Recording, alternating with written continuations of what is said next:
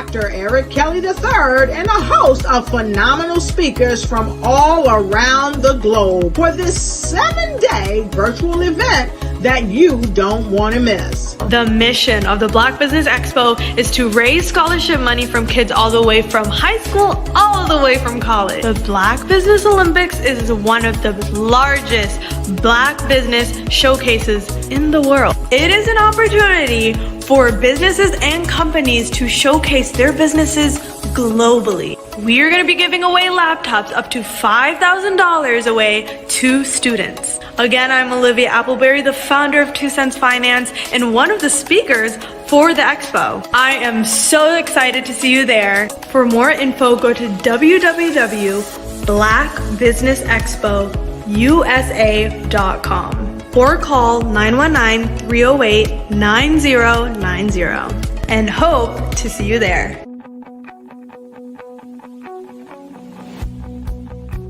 I am Black business. From the moment I wake until the time I sleep. Yes, I am Black business.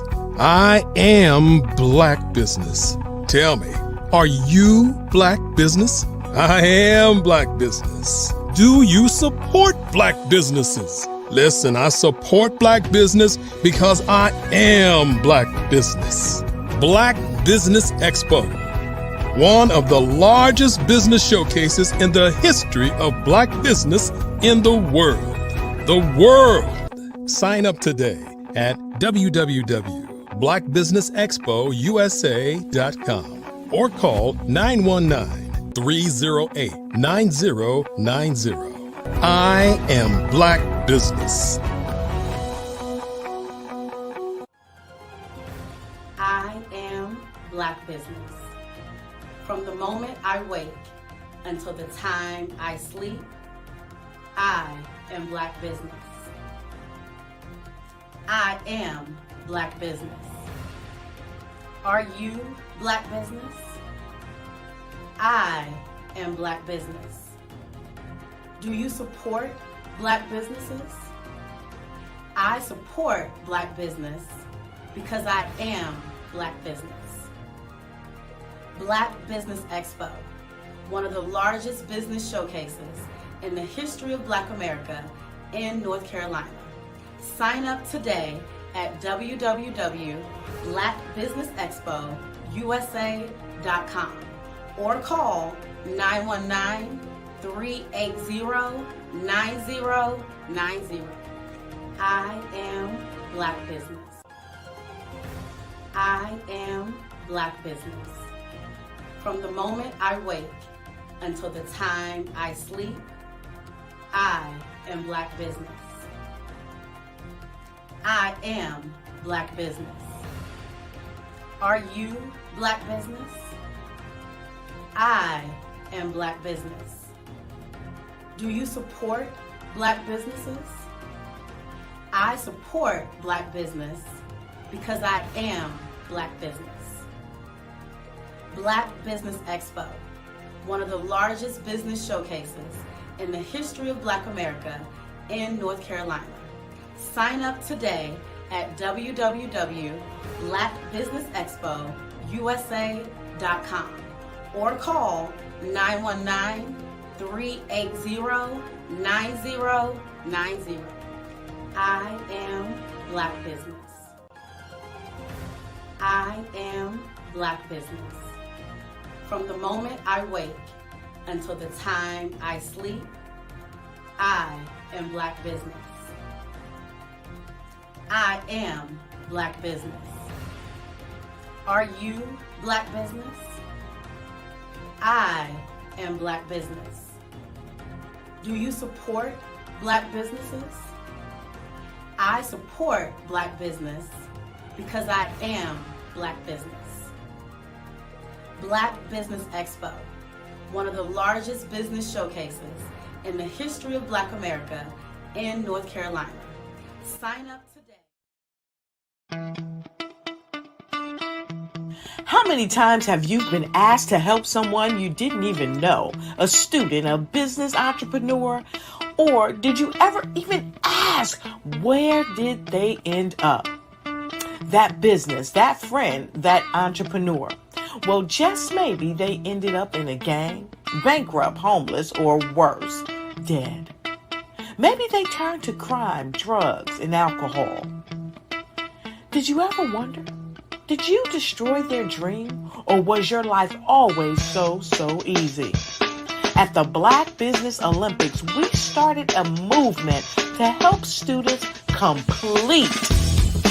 Give them hope and foster success. Help them to leave their dreams of providing laptops, computers, and up to $5,000 in scholarship funds. Today, we ask you to help a student, a business owner, or an entrepreneur to realize their dreams by sponsoring them, supporting them, and buying from them. Consider this. With $1.6 trillion in our Black community, we only ask for a small donation for our students, our businesses, and our entrepreneurs. And you can change a life today. So I ask you, what are you going to do? Sit on the sideline and watch our students in high school be losers, miss out on their dreams from lack of resources? Or are you going to donate to the movement and change their future and yours as well? Give us a call today at 919-308-9090. Change their life by investing with action to the Black Business Olympic Fund. The Black Business Olympics, one of the largest business showcases of Black business in the history of the world.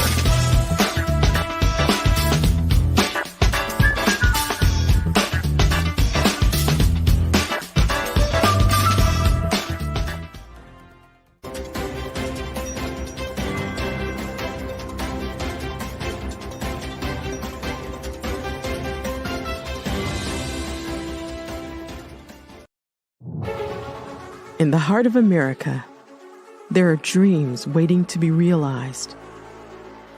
Dreams of owning a home, creating a haven for families, and building a future.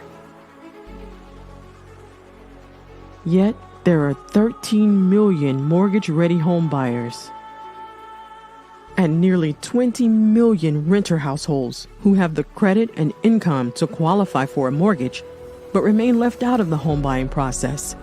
These potential home buyers are in urban and rural America, where dreams should flourish.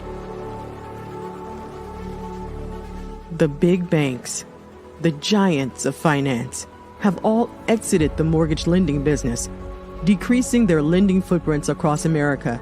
They are no longer present and active in these communities. Instead of offering opportunities for home ownership, some of these banks have chosen a different path. They have decided to become mega landlords. They have chosen to invest billions of dollars in rental homes, leaving potential home buyers with fewer options and stuck in a cycle of renting without the chance to build equity and create a legacy for their families. Here is the shocking truth. A report issued by the Home Ownership Council of America revealed that if lenders were to step forward and serve this underserved market, they could conservatively increase their loan volume by $1.5 trillion. $1.5 trillion. This is a $1 trillion business opportunity, ripe for the taking.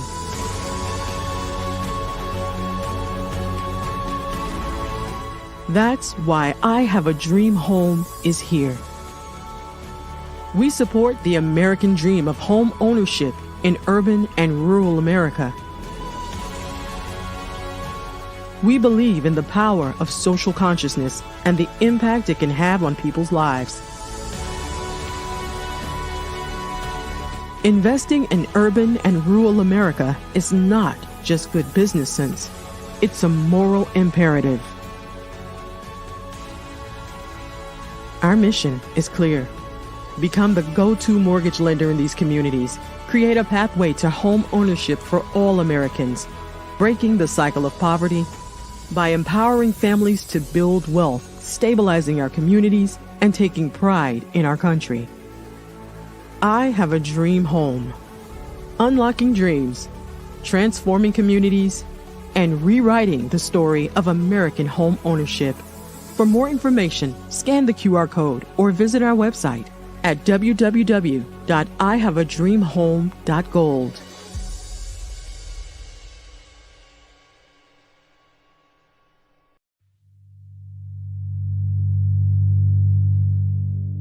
So what we have to do is when we get in the spot, we need to create some spots for us. That's the main thing. We need to be able to be in a position where we're able to create those spots for us. For me, being an entrepreneur, I'm not just going to get a business and then leave you sitting high and dry. If you ask me some questions about entrepreneurship, I'm going to give you as much as I received.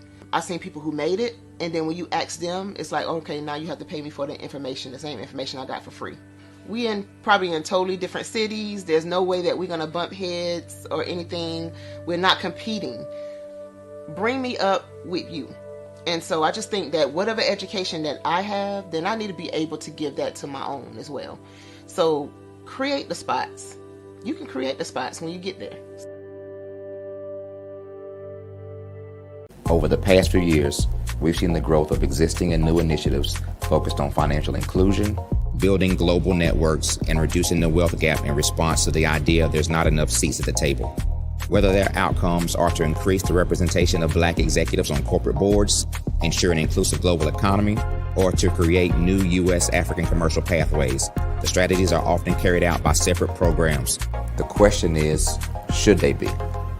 With the continent of Africa being home to more than half of the world's fastest growing economies, the youngest workforce, over 400 companies generating more than $1 billion annually, 700 generating more than $500 million annually that are poised for growth, and being the destination of nearly $5 billion in venture capital in 2021. Diversifying U.S. and Africa commercial engagement by building bridges between African businesses and their U.S. diaspora should begin being seen as mutually beneficial. From helping to reduce Africa's enormous capital gap to catalyzing two-way trade opportunities, the COVID-19 global pandemic hopefully has taught us that global challenges and opportunities are more interconnected than we thought. During the pandemic, African companies like Unicorn Flutterwave, insurance provider Reliance Health, ride-hailing app Yasir, and 54Gene, the continent's first bank of DNA on people of African descent, prove that when African companies have access to networks, capital, and information, they grow big, grow fast, and create solutions that are valuable to the world. This is why Be Direct was created. We are the first U.S.-based but African-centric board preparedness and board search company designed to connect U.S. Black talent and corporations to African businesses. Unique and fundamental to Be Direct's success is our process of helping board candidates adapt their experience and networks to an African context before they're connected to high-growth companies that are looking to locally and globally scale. From our focus groups with African business execs and government leaders, we don't ignore the sentiment that business is easy, but people are hard. Having a pool of board candidates with hard-to-access networks and extensive experience across the business life cycle, including successfully raising capital, is table stakes for an initiative like this. So yes, we have that. But corporate or entrepreneurial success in the U.S. does not guarantee success in Africa. Developed alongside industry partners on the continent, our training program, Be Direct Prep, is designed to transpose their experience to create cultural comfort, understanding, and a commitment to helping businesses in Africa scale. Our board governance sessions are African continental and country specific, integrated with cultural awareness and dexterity training, masterclasses led by African industry execs, and mentoring and coaching from African continental-based facilitators. But even more unique to Be Direct Prep, we cap off our training program with an immersion trip to help candidates that have not been to Africa before see and feel Africa's complexity and opportunity from African soil. We all know traditional network-based board placement has historically left a lot of us out of ever really being in the paid board pipeline. Our strategy supports the work of many great organizations that are successfully filling seats at U.S. board tables by creating more tables for those that are still left on the sideline. It's time to start seeing the role and value of U.S. Black talent and businesses on the continent of Africa differently. Old perceptions and habits limit economic inclusion. Let's transition Black talent and the African businesses they will support from the periphery of the global economy to its core. Living in a global lockdown, we all know now how fast local and global economies can change, and see the value of having businesses that hire, strengthen local value chains, and even grow globally. Status quo in any form holds back progress. We must democratize U.S.-Africa commercial engagement by socially and economically connecting cultures that have long been disconnected. It's time for Africa's U.S. diaspora to redefine their global value by helping African businesses scale continentally and globally.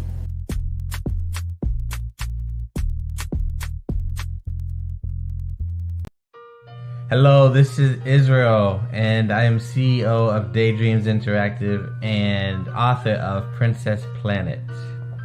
So, genius is common, and as a kid, I loved to daydream. Even as an adult, I loved to daydream. And when my daughter became 6 and loved princess characters, but we just could not find the diversity that showed her, we created our own characters. So, for instance, you have Princess Nulu right here. Princess Nulu is from Uganda, and her genius is that she loves to take care of animals. She can actually even listen and hear what they say. And then we have Princess Isabella right here. Princess Isabella, she's from Cuba, and her genius is biochemistry. One day she hopes to eliminate disease. Then we have Princess Nia right here, and Princess Nia is based off of my daughter, and she is what she wants to be, the greatest dancer alive. So that's her genius. So what's your genius? My genius is my imagination. Genius is common. Hey guys, my name is Caden. I'm the CEO of Caden Teaches, and my genius is teaching kids about financial literacy. Throughout my financial products, such as my financial flashcards, my activity book, and my newest project, my financial bus, which I bought.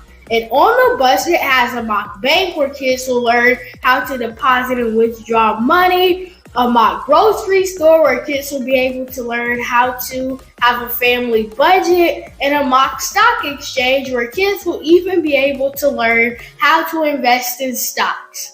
Now, I decided to start teaching kids about financial literacy because I find that most kids graduate high school without even knowing the basics about financial literacy.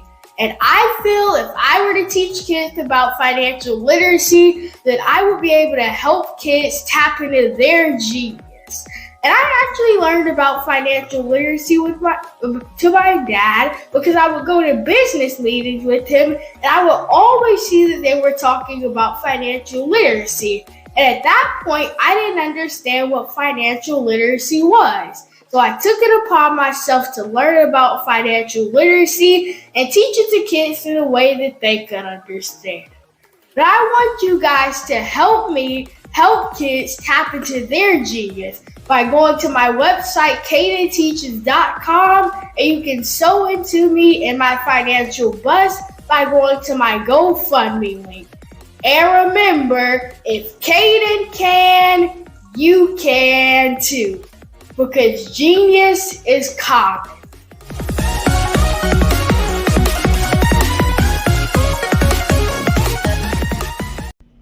Why do I do what I do? You know, my life coach asked me that a few years ago, and she said, Tony, what's your why? And I told her, and she said, girl, you've already accomplished that. Perhaps you need a new why. Hi, Tony Harris, Amy Hoydu with Say It Said Marketing, one of your students. And just wanted to say thank you, Tony Harris, for spending so much time with me and giving me that boost in my business that I so drastically needed.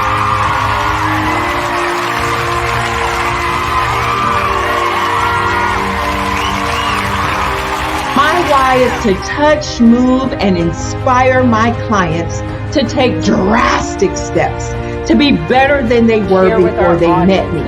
I'm a resource. I'm a connector. I want to help people build deeper relationships that are beneficial to their life and business. That's what I do best. So, first thing you got to do is show up.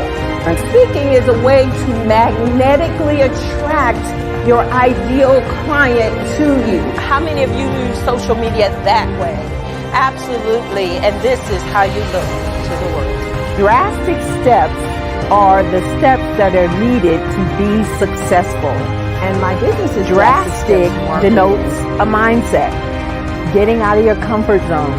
Doing something that you don't necessarily feel comfortable doing, want to do, but you know it's a necessary step to be successful in your business.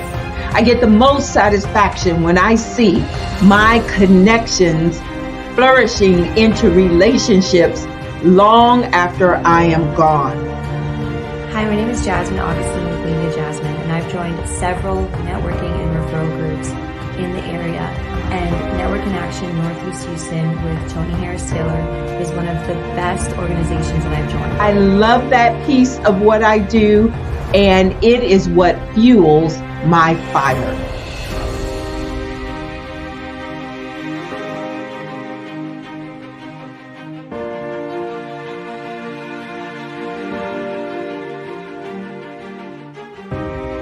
My name is Tony Harris Taylor, saying take a drastic step today for a fantastic tomorrow.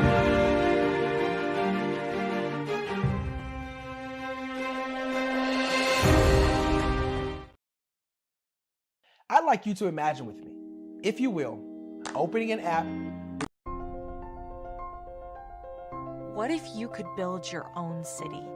A place where every child can find nurturing people to help them achieve their full potential. A place where every adult can access job training support, where health education is abundant, where social justice ruled the land. A place without limitations. Welcome. You have arrived at STEM City, USA. It is what every city should be.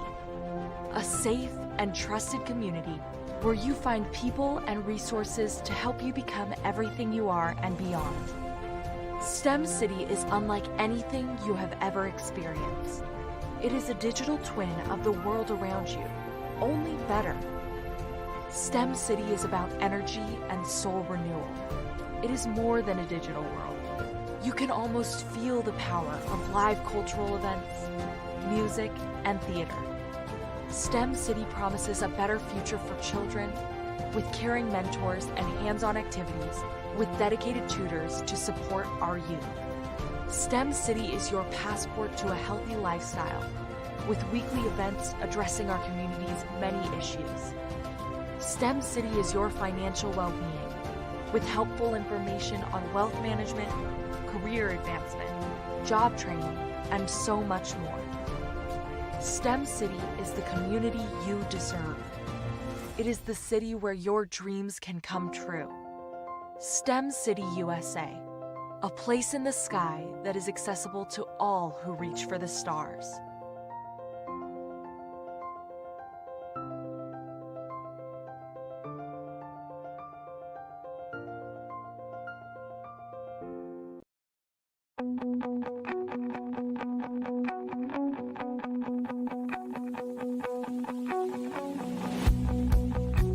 I am Black business. From the moment I wake until the time I sleep. Yes, I am Black business. I am Black business. Tell me, are you Black business? I am Black business. Do you support Black businesses? Listen, I support Black business because I am Black business. Black Business Expo, one of the largest business showcases in the history of Black business in the world. The world! Sign up today at www.blackbusinessexpousa.com or call 919-308-9090. I am Black business.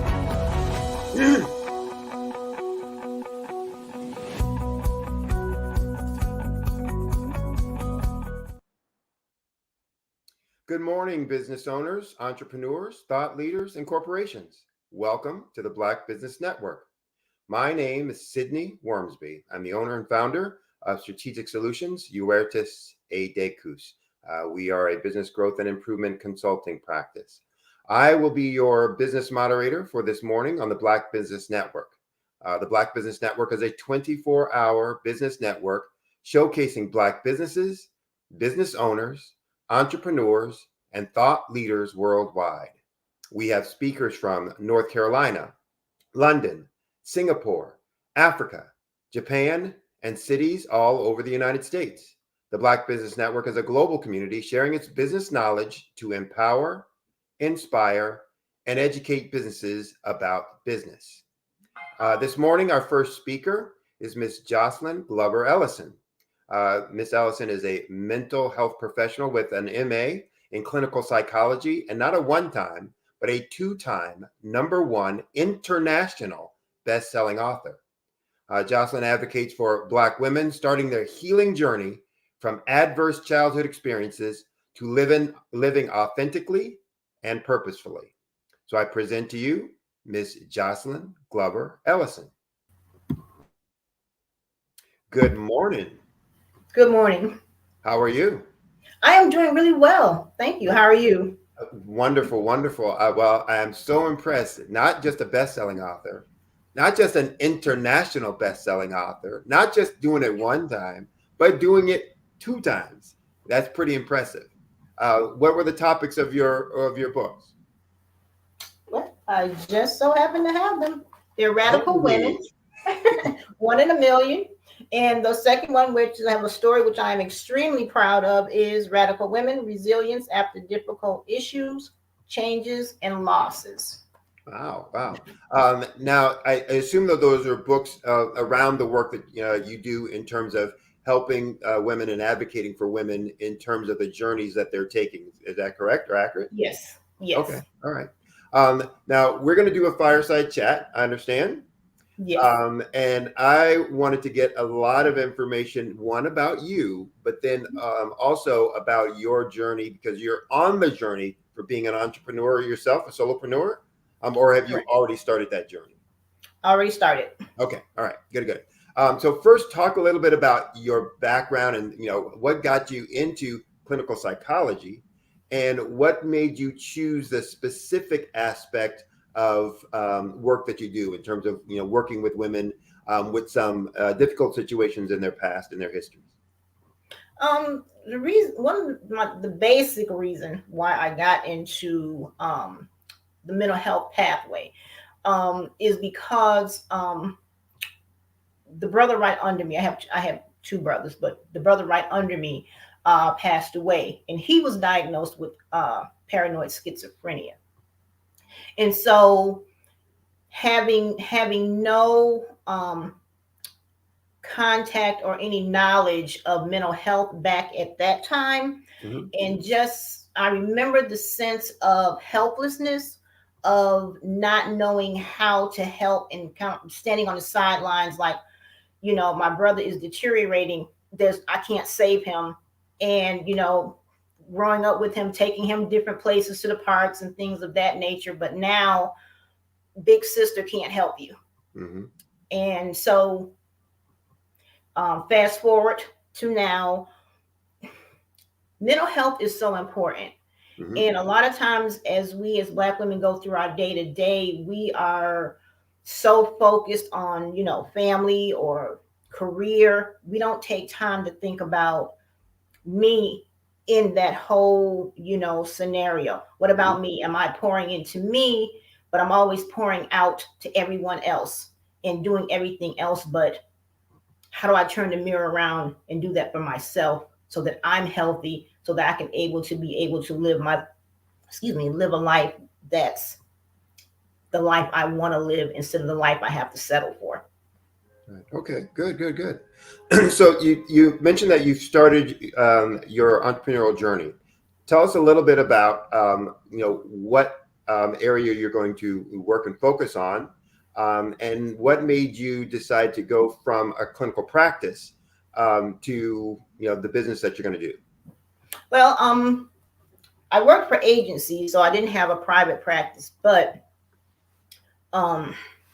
what I do is I empower women to, one, increase their level of self-love, increase their level of self-forgiveness, and increase their level of self-acceptance. And basically having a process of doing for yourself, thinking about you and how you can bring yourself to that next level. And so for me, that is, finding out where the woman is, what's going on with you, and where do you want to be. So I don't give them the answer. I work with them to come up with a solution that fits who they are. Okay. Now, what made you decide, because you said you were working, for community mental health. You were working for agencies though. So you were a clinical psychologist practicing within a company, an organization. What was it that made you say, I want to step out on my own? I want to go do my own thing. I want to have my, my own business and take that risk. Well, I still work in the mental health agency, but I wanted to become an entrepreneur because I did not want to always work for someone else. I wanted to be able to structure a life for myself that had no boundaries, to be able to structure a program where I can help women how they needed to be helped, but not how someone is telling me I can only help them this way. I can only do this. But being able to organically interact with the individuals or a group and give them and help them become who they need to be so that their life is worth living. Okay. So there, as we're having this conversation, there are lots of folks out there listening to us, some who already have their business and practices, some though who are just starting out, and still others who are still contemplating, thinking about, trying to decide if this is what they want to do. And so what I'm hearing you say is one of the things that inspired you to step out and do something on your own was the independence, the being able to decide, for yourself who you were going to help and how you would be able to help them, the structure. So a little bit of that freedom to do the things that you wanted to do or work on the things that you wanted to work on. Am I hearing that correctly? You are. Okay. And I think that entrepreneurial seed, if you will, was instilled in me from my grandparents, because my grandparents owned a farm, and just to see them be their own bosses, right? But not only take care of their family, but being able to help other families. And so I think that even like when I was younger, you don't think about those things, right? But they're instilled in you because it was modeled for you. And so you can reach a point in your life where you say, okay, I'm here. Really, what do I want to do? And so you think about it,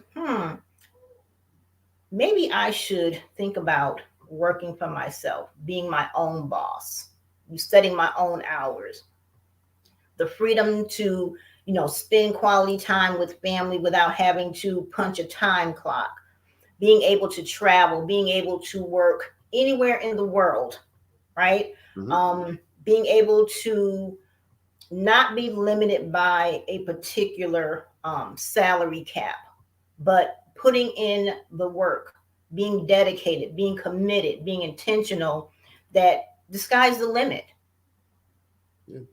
So there, again, lots of folks who are thinking about, taking that step. And when they hear something like that, they're like, oh, yes, that's exactly what I want to do and why I want to do it. And all I got to do is start. And we all know that's not exactly, how it turns out after that. There's, some ups, but also some downs.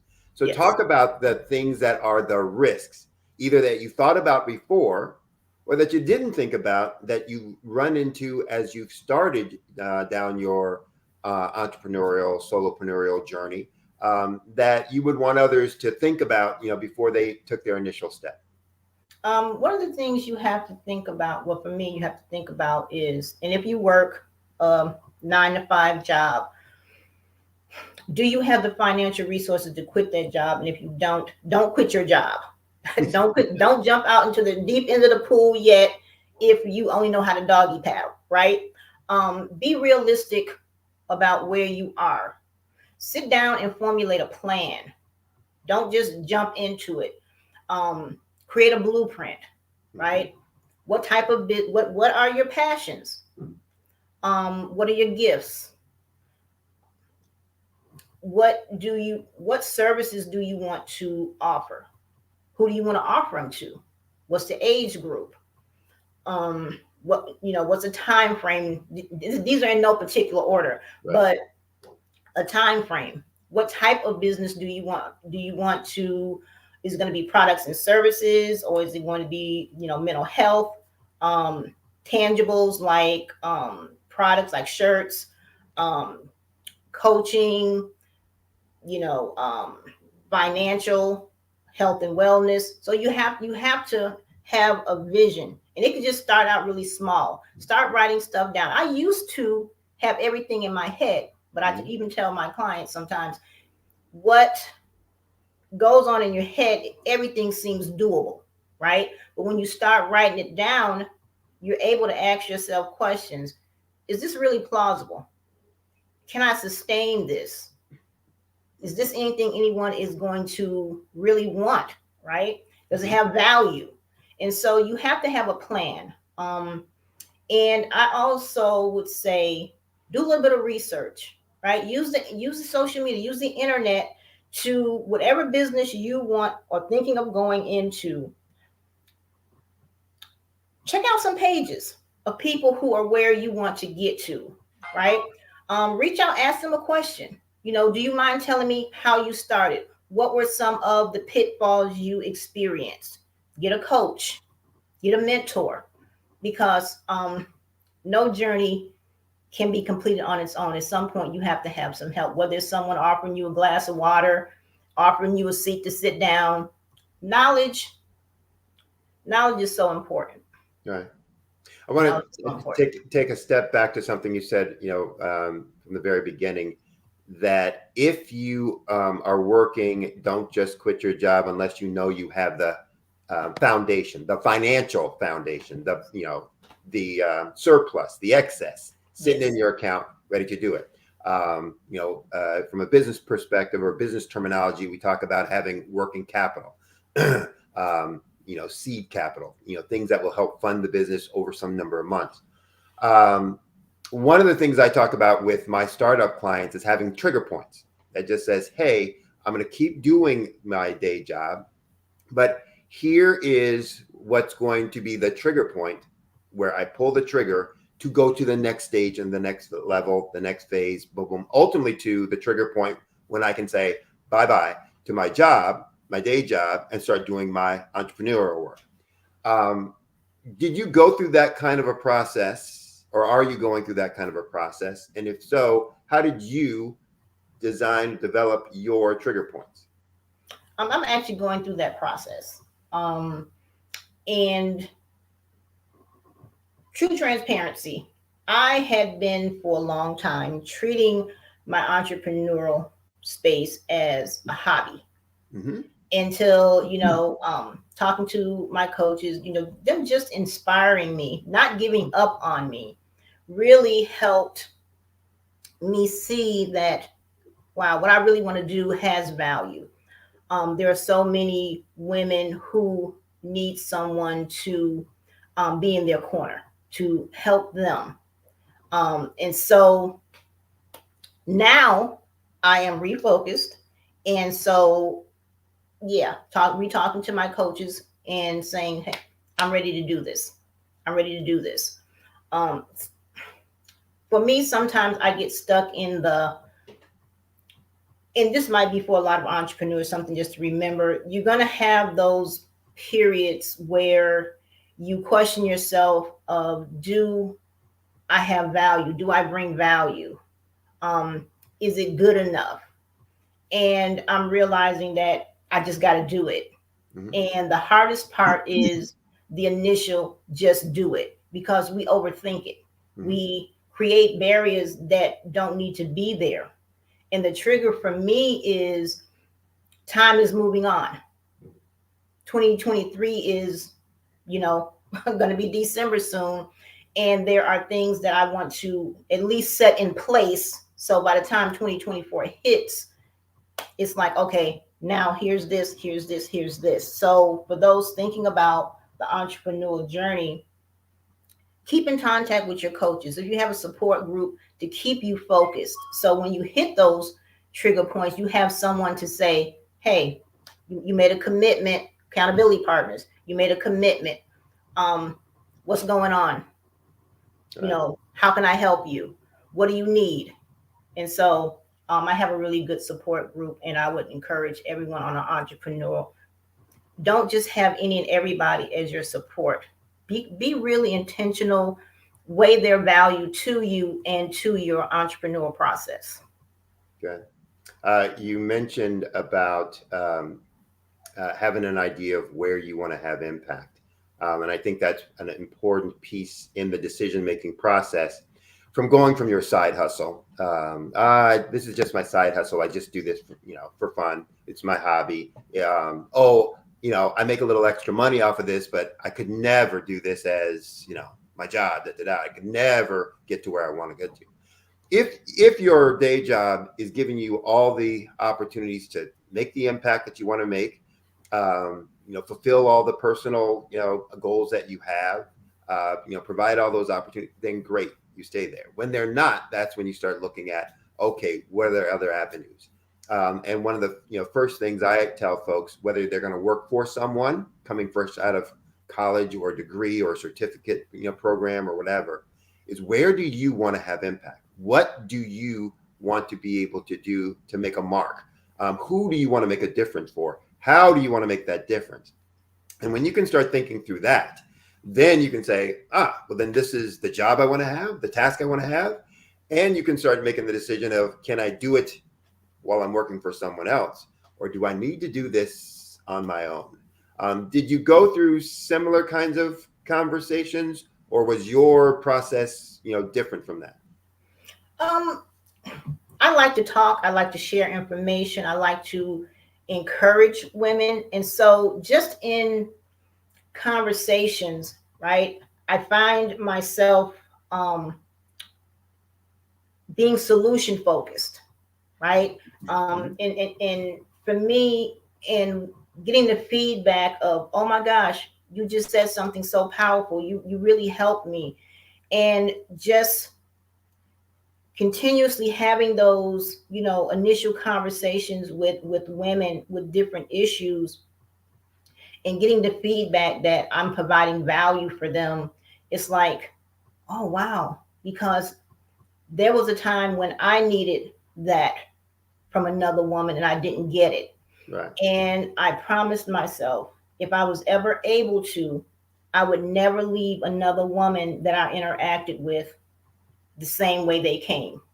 At least I would offer them some options, right? Right. Sometimes when we talk to people just listen to respond. They don't listen to your need, right? Sometimes you don't always want or need someone to give you an answer. Sometimes you just need to be heard. And I offer that to women. It's like I ask, what do you need? And so for my business is helping women where they are. They tell me where they want to go. Okay, so how can I help you get there? What do you need? You might need some information. You might need a connection. And so just kind of like being the bridge for them, right? Being the bridge for them. One of the things when I'm working with my clients that surprises me, doesn't anymore because I've seen it enough, but when I first started doing it, it really surprised me. But I find it almost with every client who's looking to start, a business, and even for those who've been in business a while and who are trying to figure out how do I grow, that they are lacking the understanding of what makes them really unique and different, and in ways that their customer base, their clients, their target market would value and benefit from. So you started to talk a little bit about that in terms of, your journey, but go into that a little bit more. What was the process you used to identify, first and foremost, what was truly unique about you that gave you something that you could offer to others, whether you were working within an agency but especially if you were going to be, doing something on your own? For me, it was the ability to listen and actually hear the salient points of their conversation, what their need is, because they may talk and they may think this is what they need, or this is what their issue is, but it's not really that. But if I listen enough, I ask enough questions, then I can go, oh, that's what it is. And for me, the process was just sitting with myself, doing a self-analysis of what's going on with me. Why do I feel this way? Why am I behaving this way? Being able to write these things down and being able to look them over and begin to process it. And so that was my process. What's going on? This is where I am, but this is where I want to be, or this is what I have. This is what I really need, not what I want. So how do I get to this? How do I meet my need, right? Or how do I go from here to here, whether it's job opportunities, whether it's, personal development, whatever the need is, just mapping it out. And so when I talk to women, I teach them how to map it out too. We work together to map it out. Okay. So one of the things that I'm hearing you say is that you identified what was really unique about your skill set first by using it on yourself. That says, hey, I'm making this work for myself and I'm getting benefit out of that. How did you determine that it was your secret power, or your superpower, your secret sauce, to be able to make that a business that you could then have impact with others, the same way that you were having impact with yourself? The way, because I was able to make some drastic changes. I was able to disrupt a behavior loop or a mindset that was no longer productive, that was no longer beneficial to me. And taking that same ability to make those shifts, I was able to create a plan, create a product, create a service that helped other women be able to make those same shifts. But mostly all it takes is asking yourself a question. Why do I think this? Let's take, for example, if I used to be angry, right? And that impacted my relationships with people. So then the question you ask yourself is, I ask myself rather, is why am I angry? Right? Why am I angry? What occurs that I'm angry? That where it's not just, oh, I'm angry. Okay. You get over it, but you're angry to the point where now you are impacting your relationship with someone in a negative manner. And so finding that out, answering that question, right? Being analytical. So you take what works for you, and then you're able to, oh, this does work. And you do it a couple, like you said, you can do it over and over enough times. You're like, oh, okay, yeah, this really works. Right. So now I can actually apply it to someone else's situation.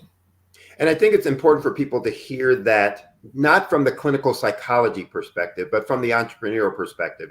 And I know sometimes when we're listening to people talk, we're like, oh, that doesn't apply to me. But what I heard you saying is, hey, I figured out for me, one, what works for me in terms of really understanding what's going on when I'm having a problem or not being successful or not having the impact that I want. And when I learned that, I started to figure out, well, then how do I use that with others?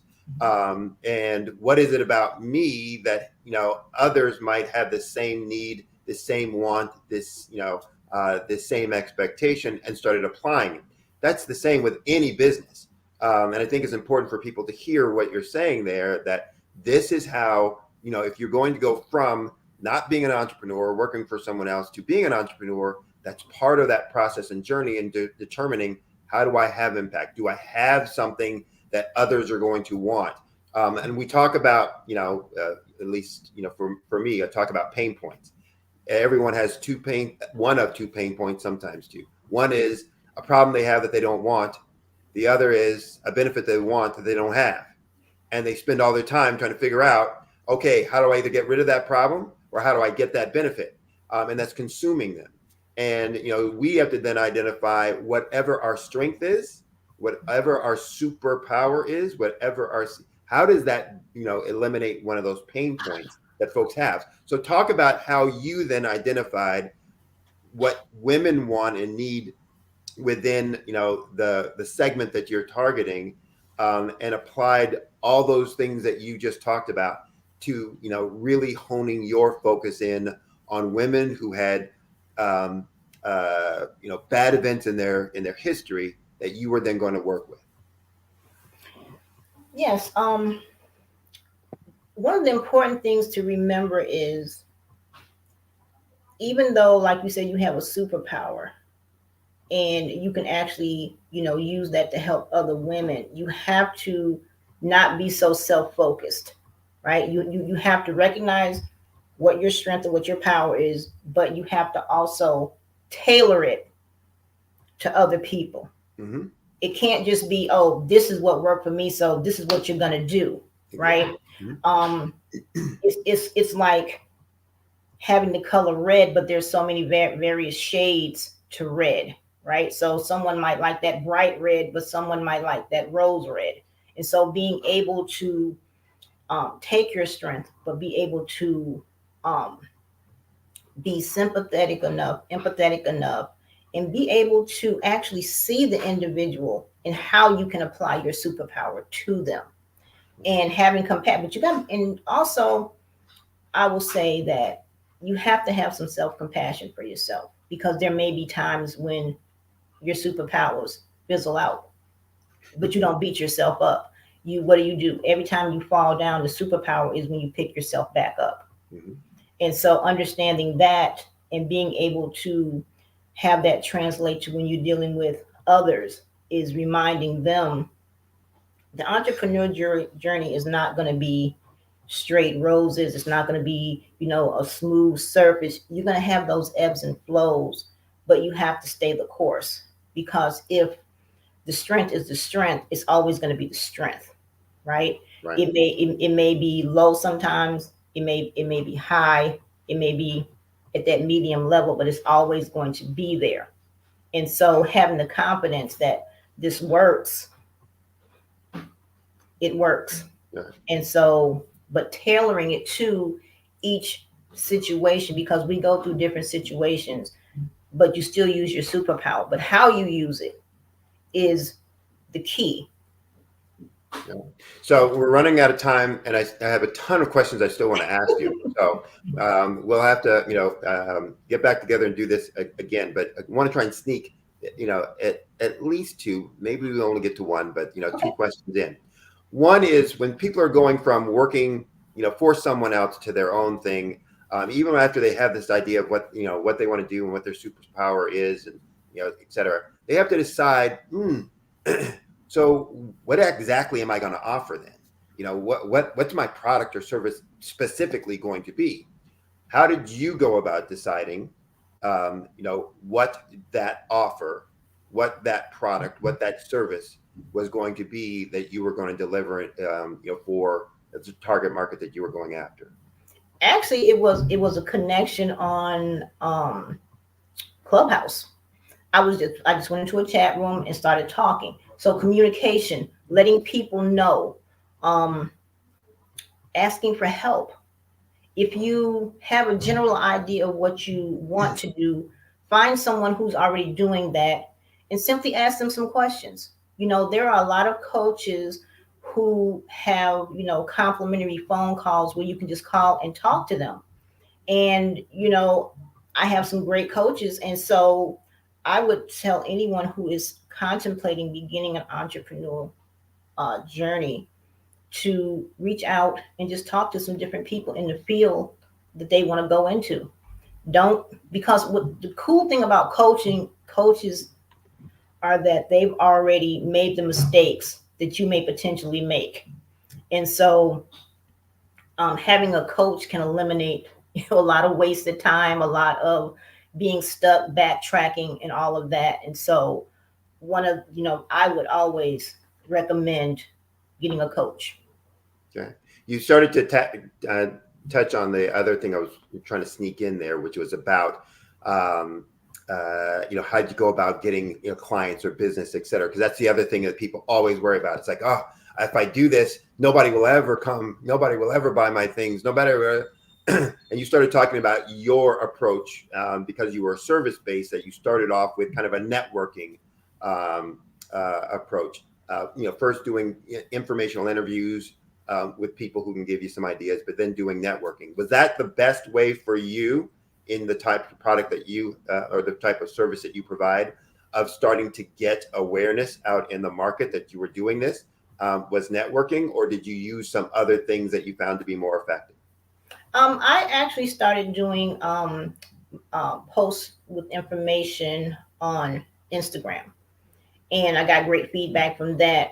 And from there, I was like, okay, I don't know enough about really what I want to do of being an entrepreneur. So let me network with some people. And so I did network. I've networked with some great people. I'm going to continue to network. And so basically what I did, I started out using social media, Instagram, Facebook. And now I'm going to actually start doing more lives, because I'm realizing that I have to come out from behind the posts so people can see my face and get a feel for me, right? Show the authenticity, show why you need to connect with me, so you can see my face, so you can see my mannerisms, right? Because sometimes words on a screen is just words on a screen, but you have to embody your message. Yep. Well, I think that's important, and we're going to have to end it here, but I think it's important for folks. Often when I'm working with people, they think, oh, I got to spend a bunch of money for, marketing, advertising, et cetera, et cetera. And I tell them, normally it's just about process behavior changes, talking to folks about what you're looking to do. As you just suggested, posting things in places where folks will hear, and you can start building credibility. Oh, wow, that's an interesting position, or that's an interesting product, or that was an interesting service. I want to hear more about that, et cetera. Doing workshops, seminars, those kinds of things where people can start engaging with you. There's lots of free ways, or ways that are free to be able to, start communicating, marketing to your target market, and getting your message out about what it is that you do, and getting people engaged in your product or your service. So people should be aware of that, and you're, again, a great, testimony and example to that. Well, thank you.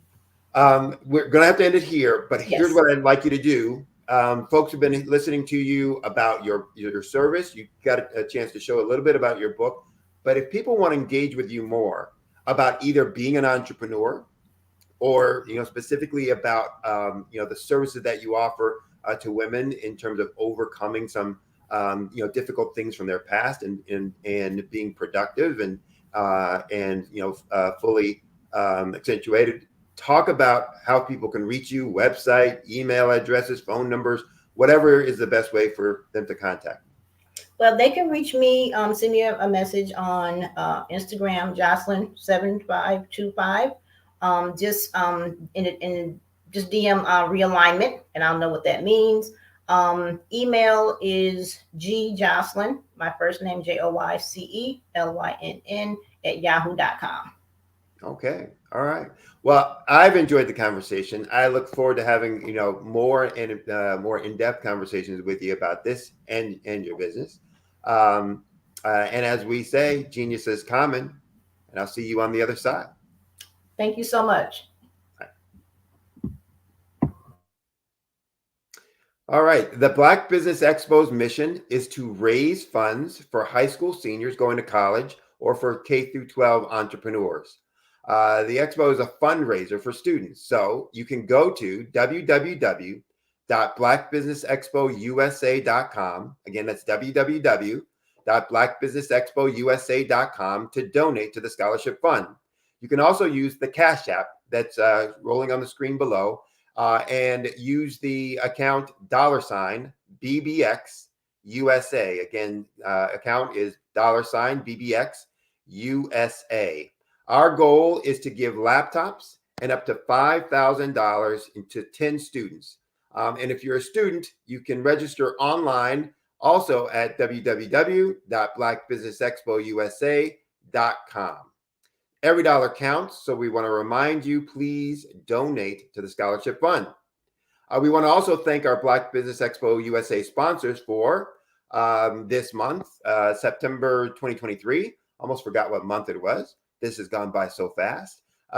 Those sponsors are NC100, Moody Capital Partners, Suede Soul, Lotus Richer Coaching and Training, Carolina, Virginia Minority Supplier Development Council, Step Management, BHS and Associates, Margie McLean Foundation, Inc., Genius is Common, Earth Essentials, Milani Shani Global, the Executive Women's Success Institute, the Quality Coaching Company, Superwoman Business Services, Creative Force Studios, Lee Entertainment, Artistic App Design, and Black Business Expo USA.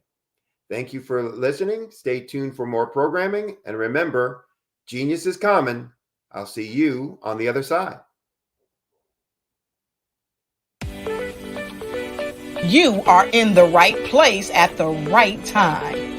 The Black Business Network opens again for its Black Business Olympics, a 24/7 broadcast on business, strategies, global branding, social media marketing, finance, advertisement, and much, much more. Featuring the top, most powerful entrepreneurs and speakers and thought leaders from all around the world as they gather together for this phenomenal event. Join the Black Business Network streaming live into the metaverse, STEM City USA, Black Multiverse, Pod TV, Roku, Hulu, iHeartRadio, Apple TV, YouTube, TikTok, Instagram, Google Podcasts, Facebook, LinkedIn, IBM TV, Spotify, and Twitch. Tune in today and be a part of this amazing movement. The Black Business Olympics welcomes you.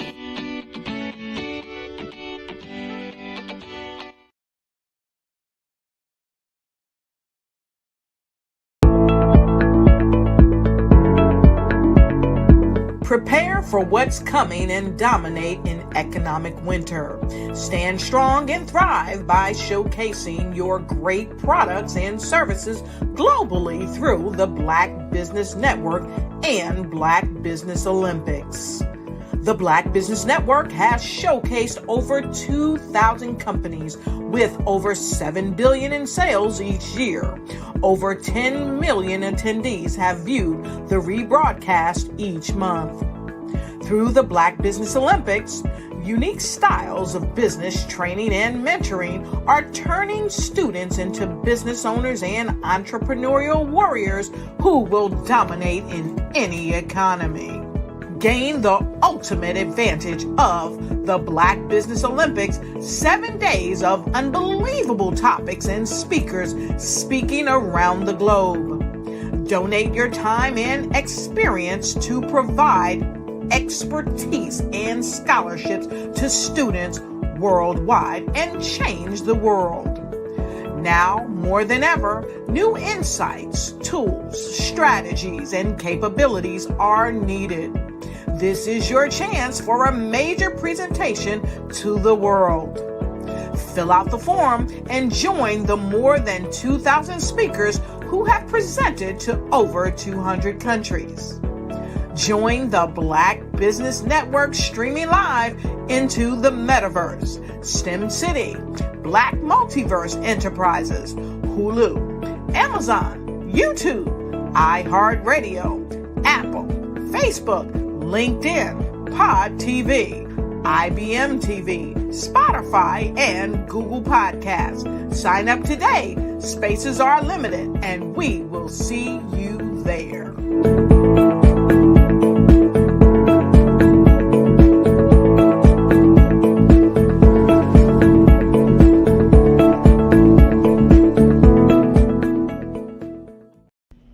Why do I do what I do?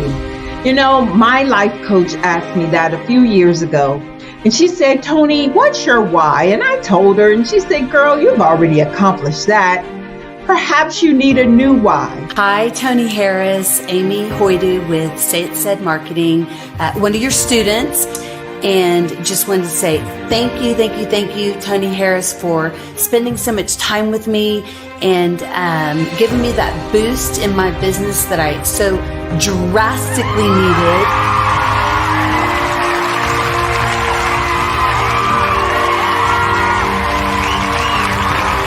My why is to touch, move, and inspire my clients to take drastic steps to be better than they were before they met me.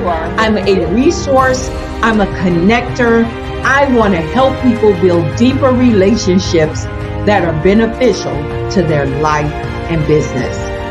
That's what I do best. So, first thing you got to do is show up. And speaking is a way to magnetically attract your ideal client to you. How many of you use social media that way? Absolutely. And this is how you look to the world. Drastic steps are the steps that are needed to be successful. And my business is drastic denotes a mindset. Getting out of your comfort zone. Doing something that you don't necessarily feel comfortable doing, want to do, but you know it's a necessary step to be successful in your business. I get the most satisfaction when I see my connections flourishing into relationships long after I am gone. Hi, my name is Jasmine Augustine with Media Jasmine, and I've joined several networking and referral groups in the area. And Network in Action Northeast Houston with Tony Harris Taylor is one of the best organizations that I've joined. I love that piece of what I do, and it is what fuels my fire.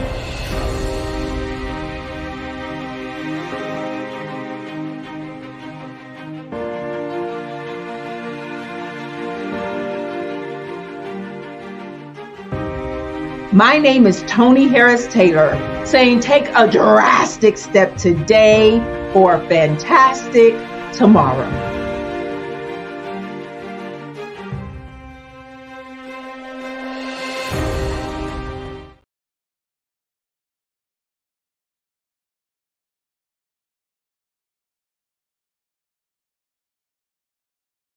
Over the past few years, we've seen the growth of existing and new initiatives focused on financial inclusion, building global networks, and reducing the wealth gap in response to the idea there's not enough seats at the table. Whether their outcomes are to increase the representation of Black executives on corporate boards, ensure an inclusive global economy, or to create new U.S. African commercial pathways, the strategies are often carried out by separate programs. The question is, should they be? With the continent of Africa being home to more than half of the world's fastest growing economies, the youngest workforce, over 400 companies generating more than $1 billion annually, 700 generating more than $500 million annually that are poised for growth, and being the destination of nearly $5 billion in venture capital in 2021. Diversifying U.S. and Africa commercial engagement by building bridges between African businesses and their U.S. diaspora should begin being seen as mutually beneficial. From helping to reduce Africa's enormous capital gap to catalyzing two-way trade opportunities. The COVID-19 global pandemic hopefully has taught us that global challenges and opportunities are more interconnected than we thought.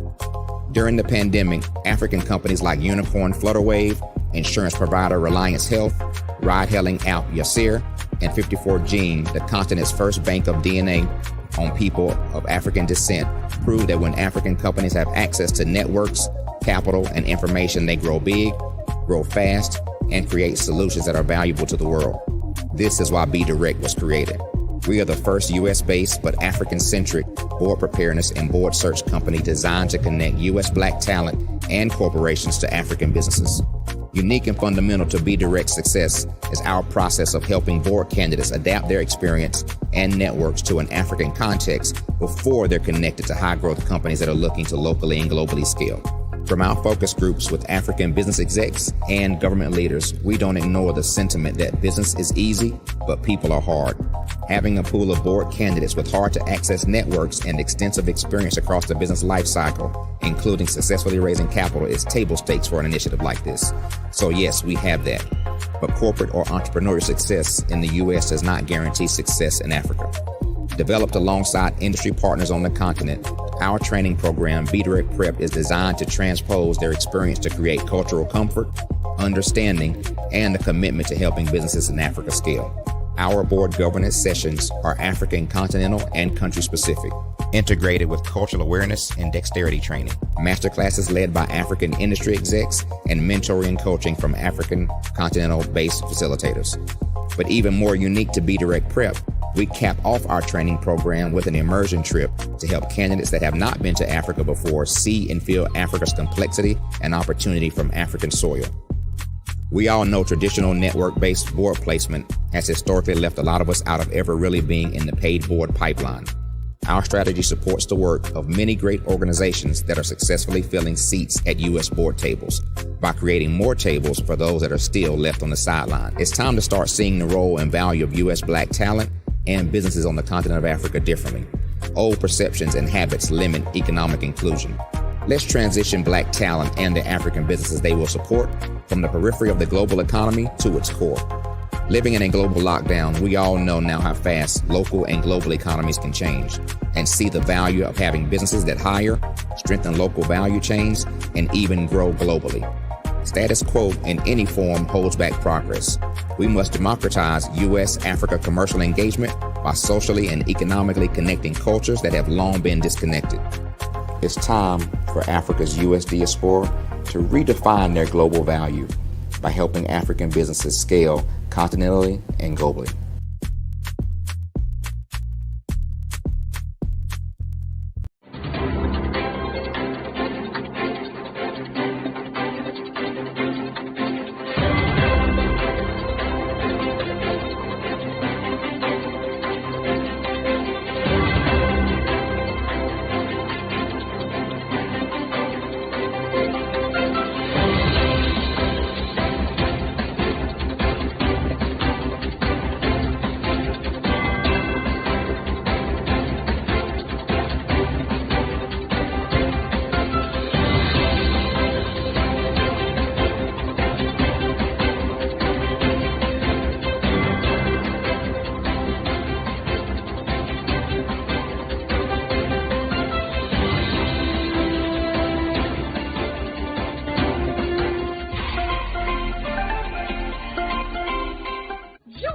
Dr. Eric Kelly III and a host of phenomenal speakers from all around the globe for this 7-day virtual event that you don't want to miss. The mission of the Black Business Expo is to raise scholarship money from kids all the way from high school, all the way from college. The Black Business Olympics is one of the largest Black business showcases in the world. It is an opportunity for businesses and companies to showcase their businesses globally. We are going to be giving away laptops up to $5,000 away to students.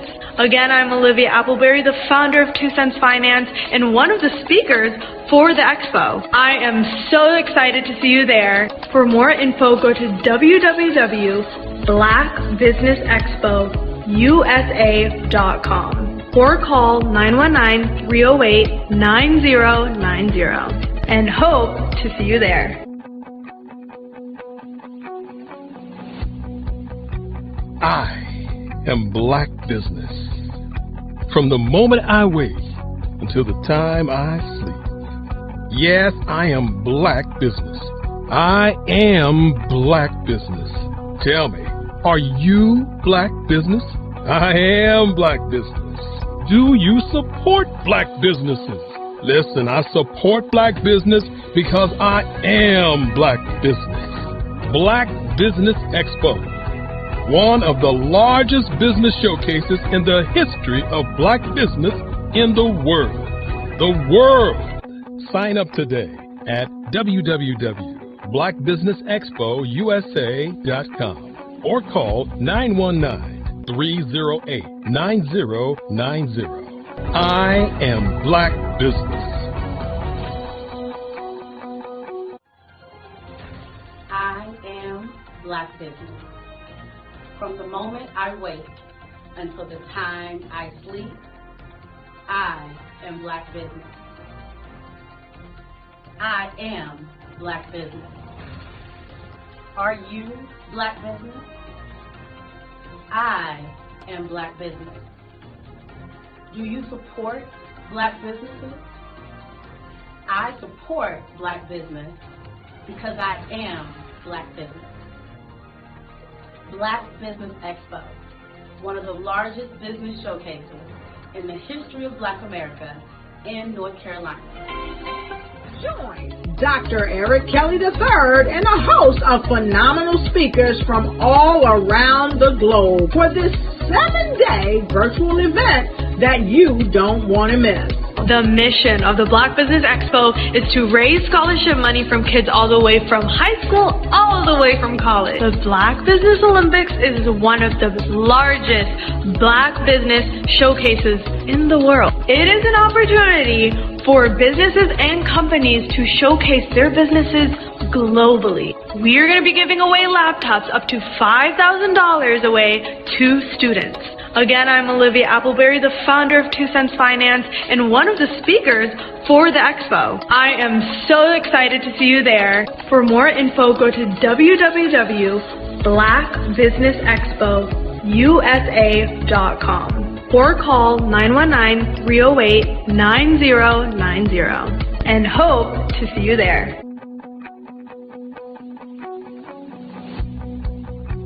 I am Black business. From the moment I wake until the time I sleep. Yes, I am Black business. I am Black business. Tell me, are you Black business? I am Black business. Do you support Black businesses? Listen, I support Black business because I am Black business. Black Business Expo, one of the largest business showcases in the history of Black business in the world.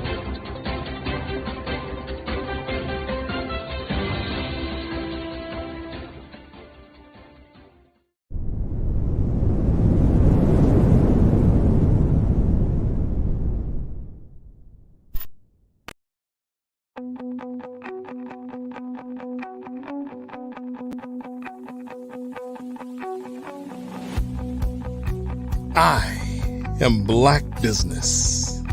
From the moment I wake until the time I sleep. Yes, I am Black business. I am Black business.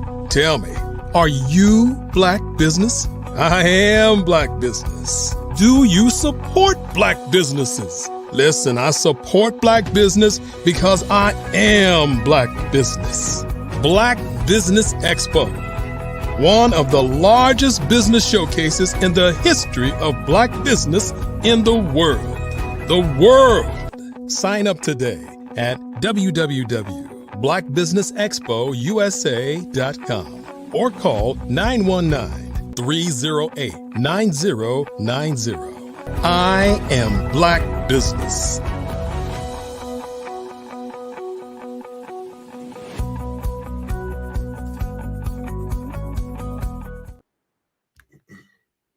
Good morning, business owners, entrepreneurs, thought leaders, and corporations. Welcome to the Black Business Network. My name is Sydney Wormsby, and I am your business moderator for this morning on the Black Business Network. The Black Business Network is a 24-hour business network showcasing Black businesses, Black business owners, entrepreneurs, and thought leaders worldwide. We have speakers from North Carolina, London, Singapore, Africa, Japan, and cities all over the United States. The Black Business Network is a global community sharing its business knowledge to empower, to inspire, and to educate businesses about business. The next speaker I know very well since I was born. Actually, I'm going to be the next speaker. We're going to do something a little bit different. I will be the next speaker talking about growing your business. And I'm going to do it from a slightly different perspective. For those who've been watching for this morning, we just did a chat with someone who is just starting their business, going down their entrepreneurial journey. And I want to incorporate the things that I'm going to talk about to help folks who are in a startup mode to understand how they apply, to them and for them in their stage and phase of their business as well. So I want to first thank you, for spending the time this morning to listen to what I have to say. And I'm going to be, not only appreciative of the time that you're giving me, but I want to make sure that I use that effectively to share some insights that are going to be effective for you in your entrepreneurial journey. My name again is Sydney Wormsby, and I'm a business growth and improvement guide. I'm the founder and owner of Strategic Solutions, Ubertus a Decus. Ubertus a Decus is Latin for excellence and distinction. As a practice, our organization provides solutions, and our tagline is solutions with results. And we provide those solutions with results to small and mid-sized businesses that double their revenues and their profits in less than 9 months. And I want to focus this morning not only for those who are in their business as owners and founders and running day-to-day and ongoing concerns right now, and how you can double your profits in that kind of time frame. But I also want to really speak to those who are starting their entrepreneurial journey, maybe thinking about starting their own business, or just started and trying to figure out, well, how can I get this to what I've envisioned and where I want this to go. And these concepts and the things I will talk about will also help you build $1 million sales or revenue foundation in less than 6 months. And that may sound outrageous or a bold claim, but because all of these things are behavior based, process based, they're things that cost little or no money, are quick to implement, and because they're also procedure and behavior based, they're quick to have impact. So whether you're a startup and looking to create your $1 million business and the foundation for that within the 6 months, or you're a going concern looking for ways to double your revenues in less than 9 months, the information that we're going to talk about is going to be useful for you. And we're going to spend some time going through the specifics. So let me tell you a little bit about what we're going to discuss. We're going to talk about growing your business and helping you understand what the secret sauce is to achieving growth.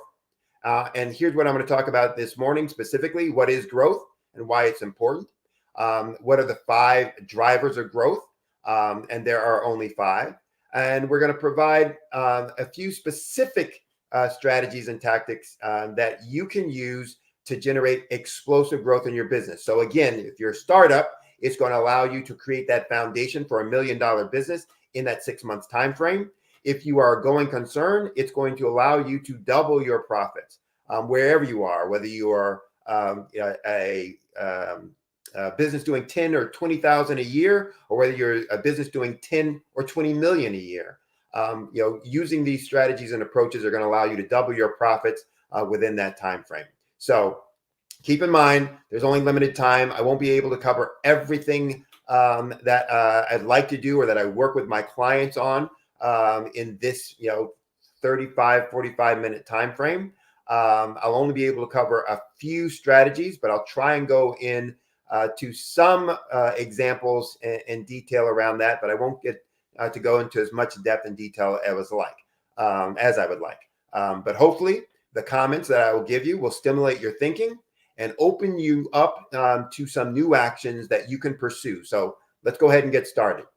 So first, to give you a little bit of background about me and what gives me some experience or credibility in standing before you.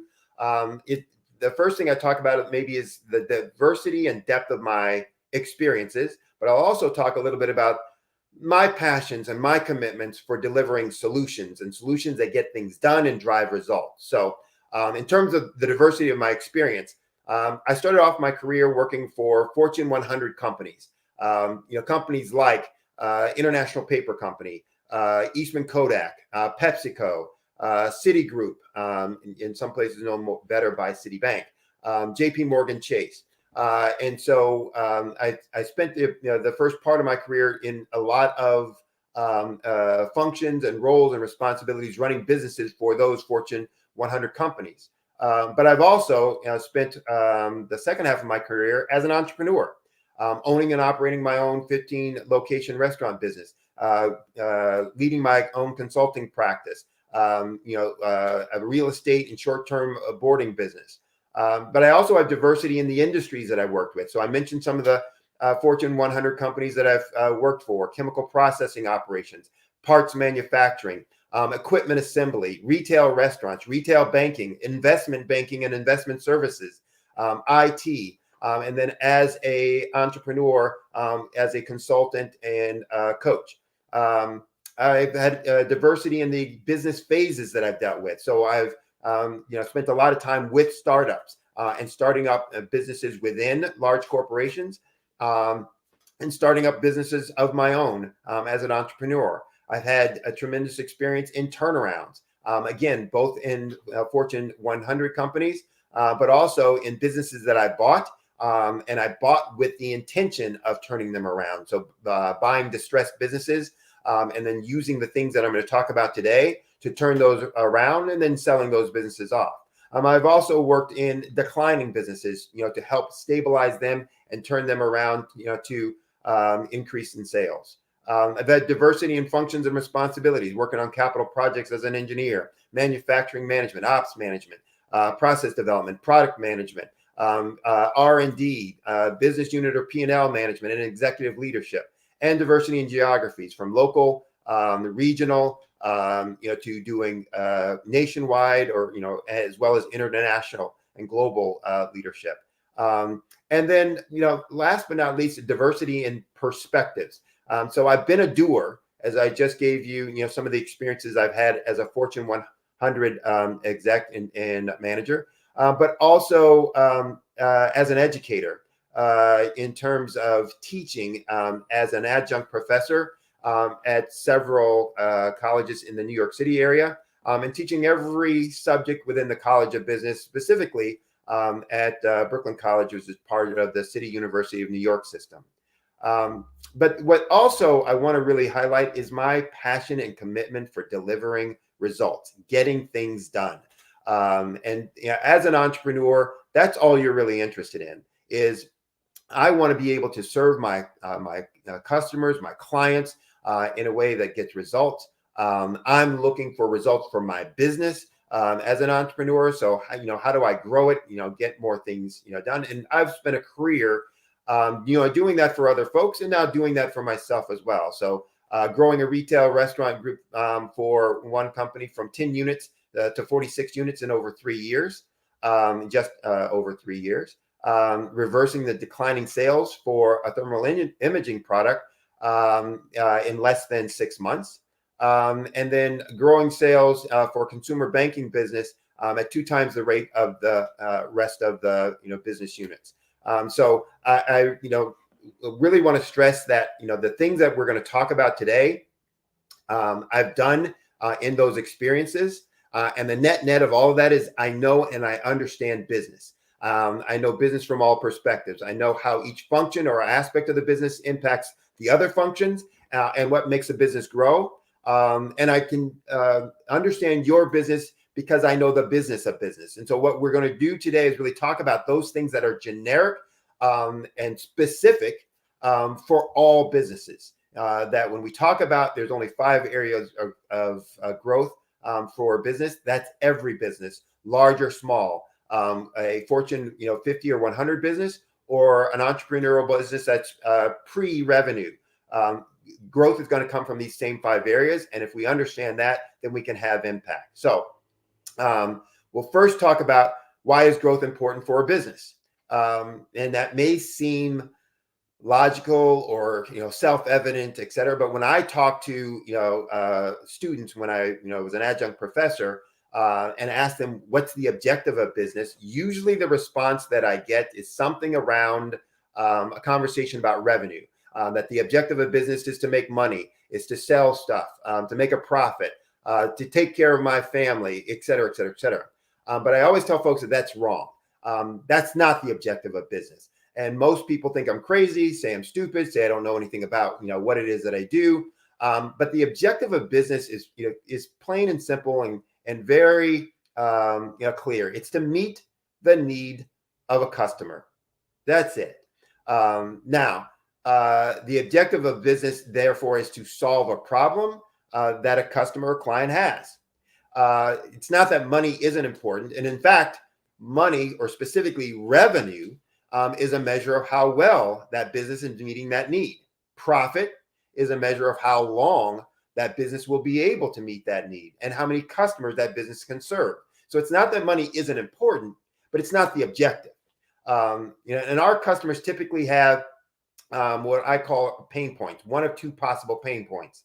They either have some problem that they have that they don't want, or they have some benefit that they want that they don't have. So I'll repeat those again. Every one in your target market, every customer that you have, every client that you're serving has one of 2 pain points. Either a problem they have that they don't want, or a benefit that they want that they don't have. And they're spending all of their time consumed with solutions for that. So growth is important because it's proof that we're actually getting better at understanding and resolving the problems or the pain points that are facing our clients and our customers. And therefore, our revenues will grow because we're getting better at solving their problems and providing their desired benefit. And our profits will grow, which means we have the ability to serve more of those customers or clients, and the ability to serve them for a longer period of time. So growth in profits allows us really to do the thing that we're passionate about, that inspired us to start or buy our business, and to do that for more people and for a longer time. So that's why growth is important. Now, the question then is, well, how do we achieve it? And as I tell folks all the time, most businesses, most small businesses, and most large Fortune 100 businesses basically grow at the rate of gross domestic product, or GDP, which means they grow at the same rate as the national economy, which is why so many businesses really look at inflation rates and what's the national inflation rate going to be, because they see that as reflective of what their business growth or declines are going to be. If GDP is declining, they're expecting that their business will decline. If GDP is growing and the national economy is growing, theirs is going to grow. But I would submit that that's not what you want for your business, really, to be worrying about what every other business or what the national economy is going to be doing. And if you're not interested in being worried about what every other business is going to be growing, or whether they're going to be growing, or whether they're going to be declining, if you're wanting your life to be focused on and your business to be focused on what you're going to do and what you're able to implement, then the things that we're going to talk about are going to be especially interesting for you. So we're going to talk about from growth from a couple perspectives. I didn't mention this, but I have a science background. And so a lot of the things that I do, I look at it from a scientific perspective, as an engineer. So a lot of the things I do from growth come from my understanding of a couple simple concepts: Pareto rule, which I'll define in a second; experimental design, which I'll also define; and continuous improvement. So as I said, I have an undergraduate degree in engineering, mechanical engineering, and an MBA in HR, human resources management, and operations. And so one of the concepts that I just mentioned was Pareto rule, which we often know as the 80-20 rule. And the Pareto rule was established by an Italian economist back in the 1890s, who was responsible for collecting tax revenue and identified that 80% of all the tax revenues that he collected came from about 20% of the population. And he wondered, is this consistent with other areas, and could he observe this in other facets of life? And so he went out looking at and studying this. And what he found was that in almost every situation or scenario, there was this 80-20 rule effect that simply said 80% of all the outcomes were a result of 20% of some effort. And I call this the trivial many versus the vital few. That 80% of the outcomes, those vital few things that we're interested in, comes from 20% of our effort. If we are wanting to grow our business, then it means that we're basically getting 80% of our revenue and profits from the things that we are spending only 20% of our time on. And that makes no sense. So why do we do it?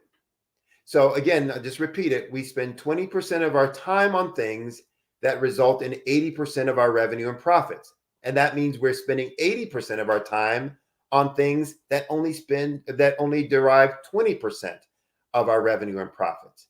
So I call those 80% of the things that we're doing that generate only 20% of our results.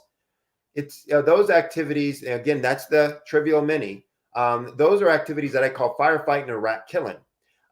We're fighting fires or we're killing rats, things that seem important but take up a bunch of our time, sometimes are important, but aren't critical, and they aren't fundamental to growing the business. And as an entrepreneur, and especially heading a company where you are responsible for others, it's important that you are spending your time on those things that drive the 80% of your revenue and your profits. And if we can spend more time on that, we will see explosive growth within our business. So I then use, my experience as a mechanical engineer and, with a science background, to use a concept called experimental design to understand, well, what are those critical few things, those vital few things, the 20%, things that we should be spending our time on that's going to drive, all of this explosive growth in. And using that, started identifying 5 areas, 5 areas that were, critical for growth. And this is for all businesses. Doesn't matter whether you're, again, a Fortune 50 just starting, been in business for 5 years, 15 years, 30 years, etc. All growth for all businesses come from these 5 areas.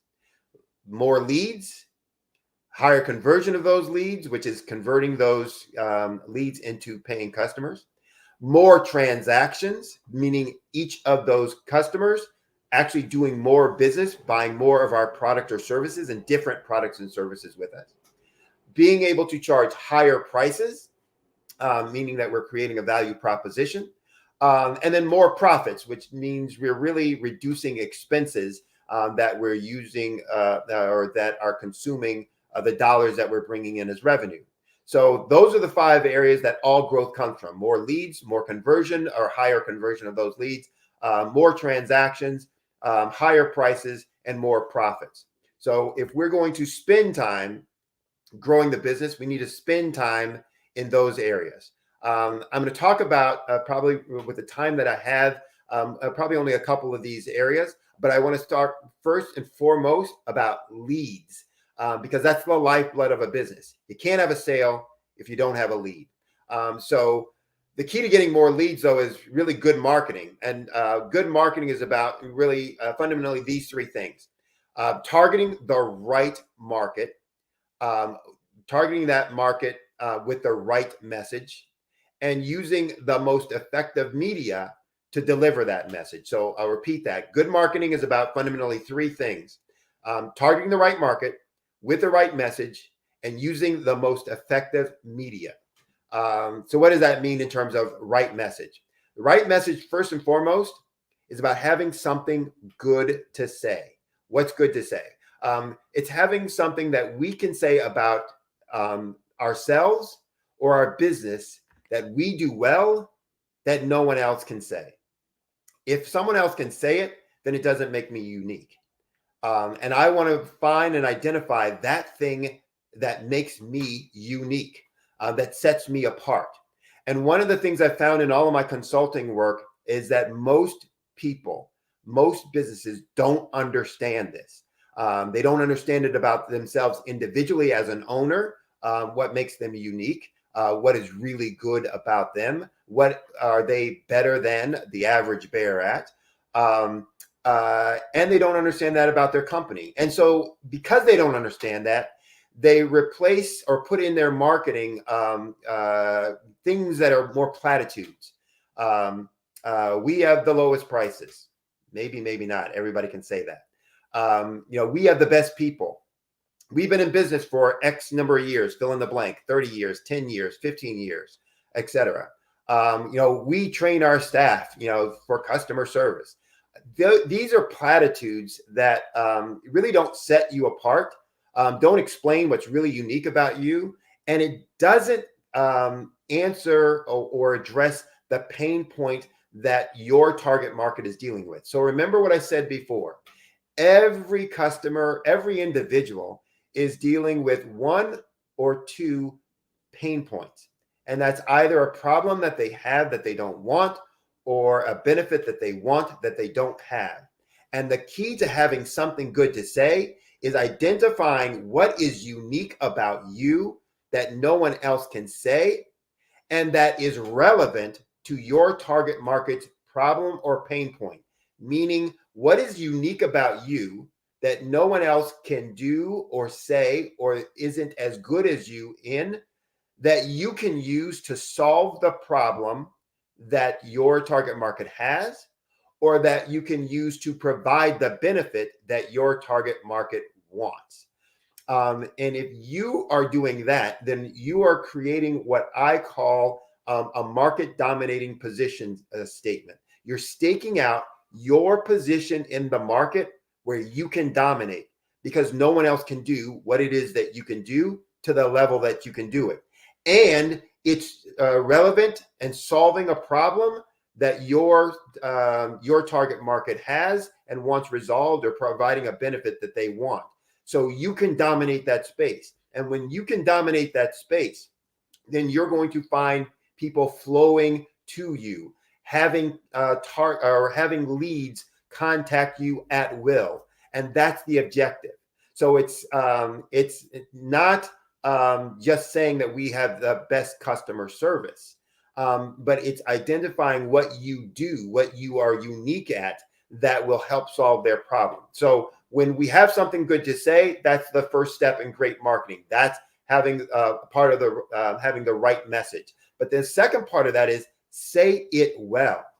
So if I have something good to say, but I say it confusingly, if I say it incompletely, then it's not going to have as great of impact. So saying it well, I use what's called a conversion equation.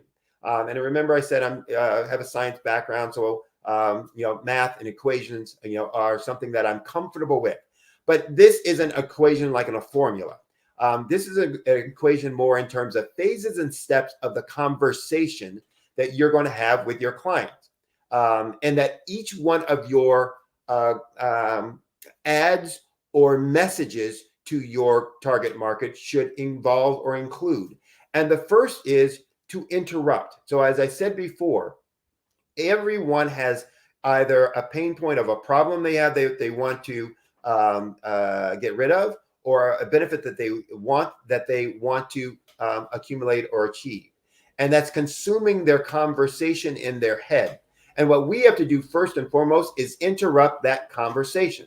And so your communication with your message to your target market needs to interrupt that. And so you need to have some kind of headline or subheadline that makes them stop and say, what is that you just said? And tell me more about that. If you don't have that, they're going to keep in their mind having the conversation over and over about their pain points. So the first part of that message needs to be interrupting the conversation that they're having about their pain point. The second is to engage them. And that is where we promise some desired outcome relative to that pain point. Where third, we're going to educate them, where we communicate what our market dominating position is and why we add value, why they should be doing work and business with us. And last, we're going to make them an offer. So part of that right message is ending with a call to action, an offer. And that offer must be compelling, what I call a Godfather offer, an offer they can't refuse. And so when we have a call to action, we're telling them what they need to do, but we're giving them the reason for doing that. And we're giving them a reason that they look at and they say, I'd be a fool not to accept that, not to take advantage of that. And that's what makes it an offer that they can't refuse. So having the right message means having something good to say, saying it well, but last but not least, say it often. Repeat, repeat, repeat. So when we say something, often it starts to get ingrained in people's mind. It's part of that branding process. The way that we say things, how we say it, the colors that we want people to start associating our message with our brand, with who we are, what we will deliver, and what we stand for. And the more often that we say that, the more it will be ingrained in them, the more they will come to trust us as a resource that has their best interest at heart, and that will do and deliver the things that they need or that are important and valuable to them. So right message means, again, about having something good to say, saying it well, and then saying it often. Every marketing communication or every message requires all three of those things. Not one of them, not two of them, but all three of those things. And in my work with my clients, that's one of the things that I see often of why people aren't having impact and effective or getting effects from the marketing and communication that they're using. That they're doing maybe one of those or two of those, but not all three of those. So as an example, you might have a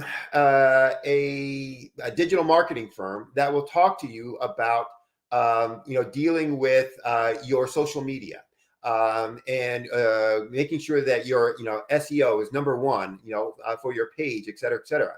But getting looks isn't the same as getting folks to make a call for engaging you in business.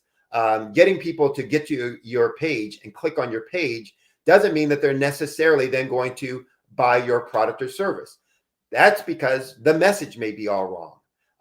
They went to your page for whatever reason. There's your search engine optimization consultant use the right words on your page, but the message that those words had didn't resonate, didn't address the pain point that they had.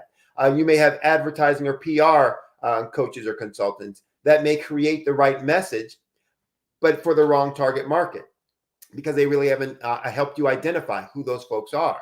Or you might be using the wrong platform or the wrong medium for that message. So again, it's important that all three are there. And if you're not using all three aspects of that, right message, right market, right medium, then you're going to have less than effective marketing, and those dollars are going to be ineffective. The return on those dollars is going to be less than ideal for what you want.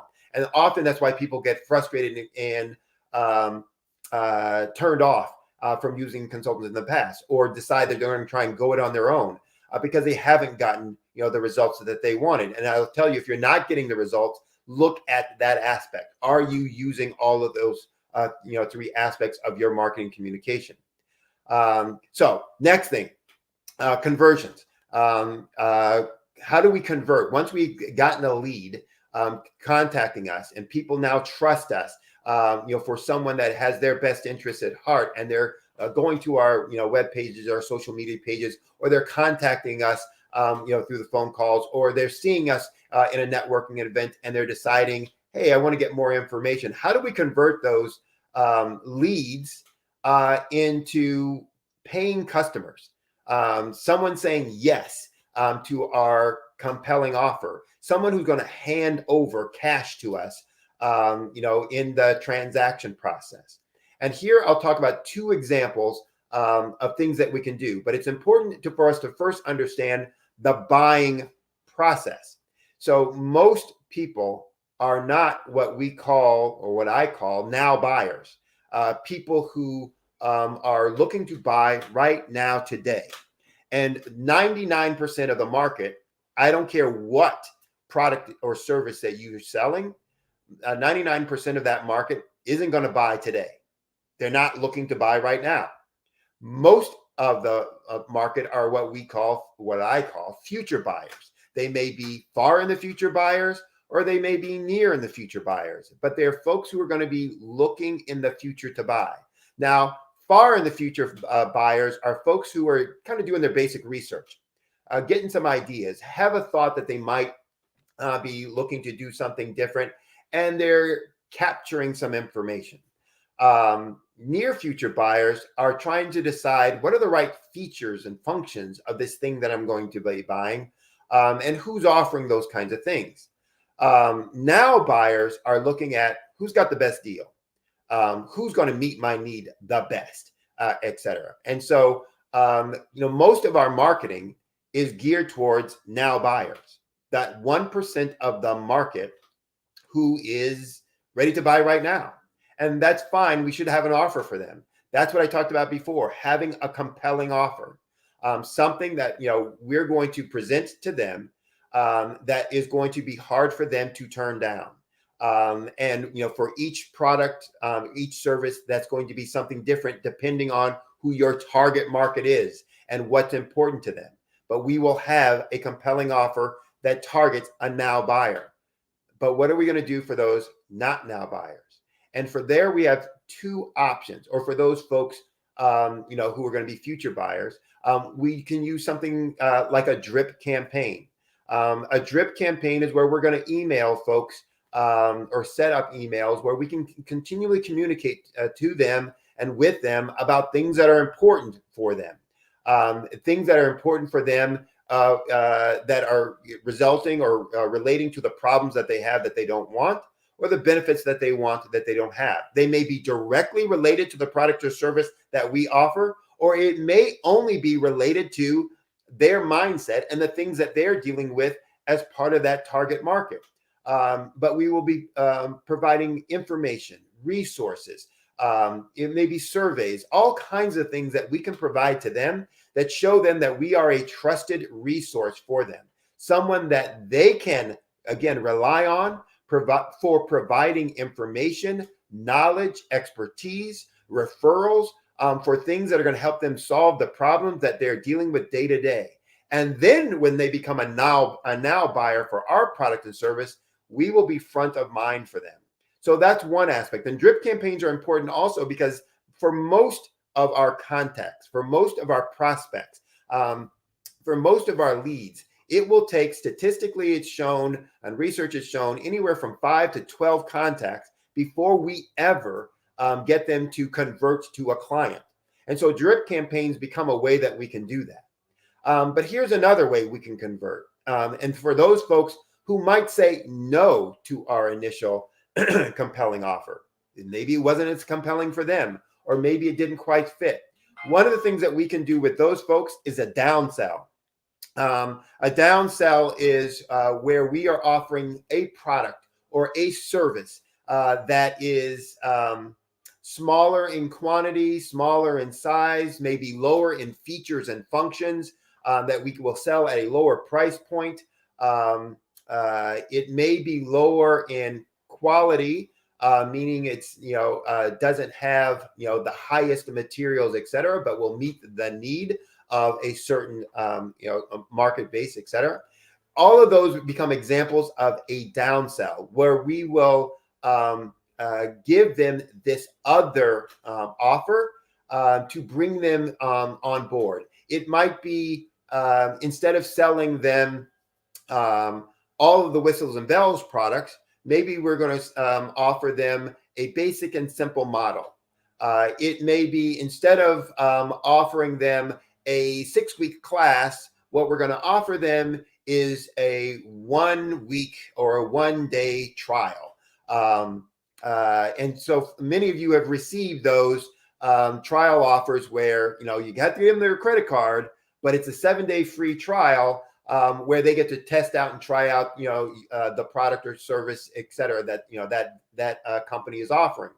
That's an example of a downsell where they gave you something for free or low cost. In this case, free. It's a trial where you can, kick the tires, look under the hood, test it out, see how it fits for you. And the idea or the hope is that you will then sign on, for the full service going forward. So all of those become, great ideas or examples of how we can convert, leads to buying, customers, et cetera. I'm running out of time, so I'm not going to have an opportunity to go through the other 3 categories or to give you more depth and detail. But again, if we're looking at more transactions, the examples of that would be upsell, cross-sell kind of strategies. So a cross-sell would be where we offer a purse with that dress, a tie with that suit. An upsell is where we might, upsell someone to the combo. They ask for just the sandwich and fries, and we upsell them to the combo meal to get the drink included in that. More transactions might be through joint ventures and ways that you can use other businesses who are aligned with your target market to be able to generate more business for you.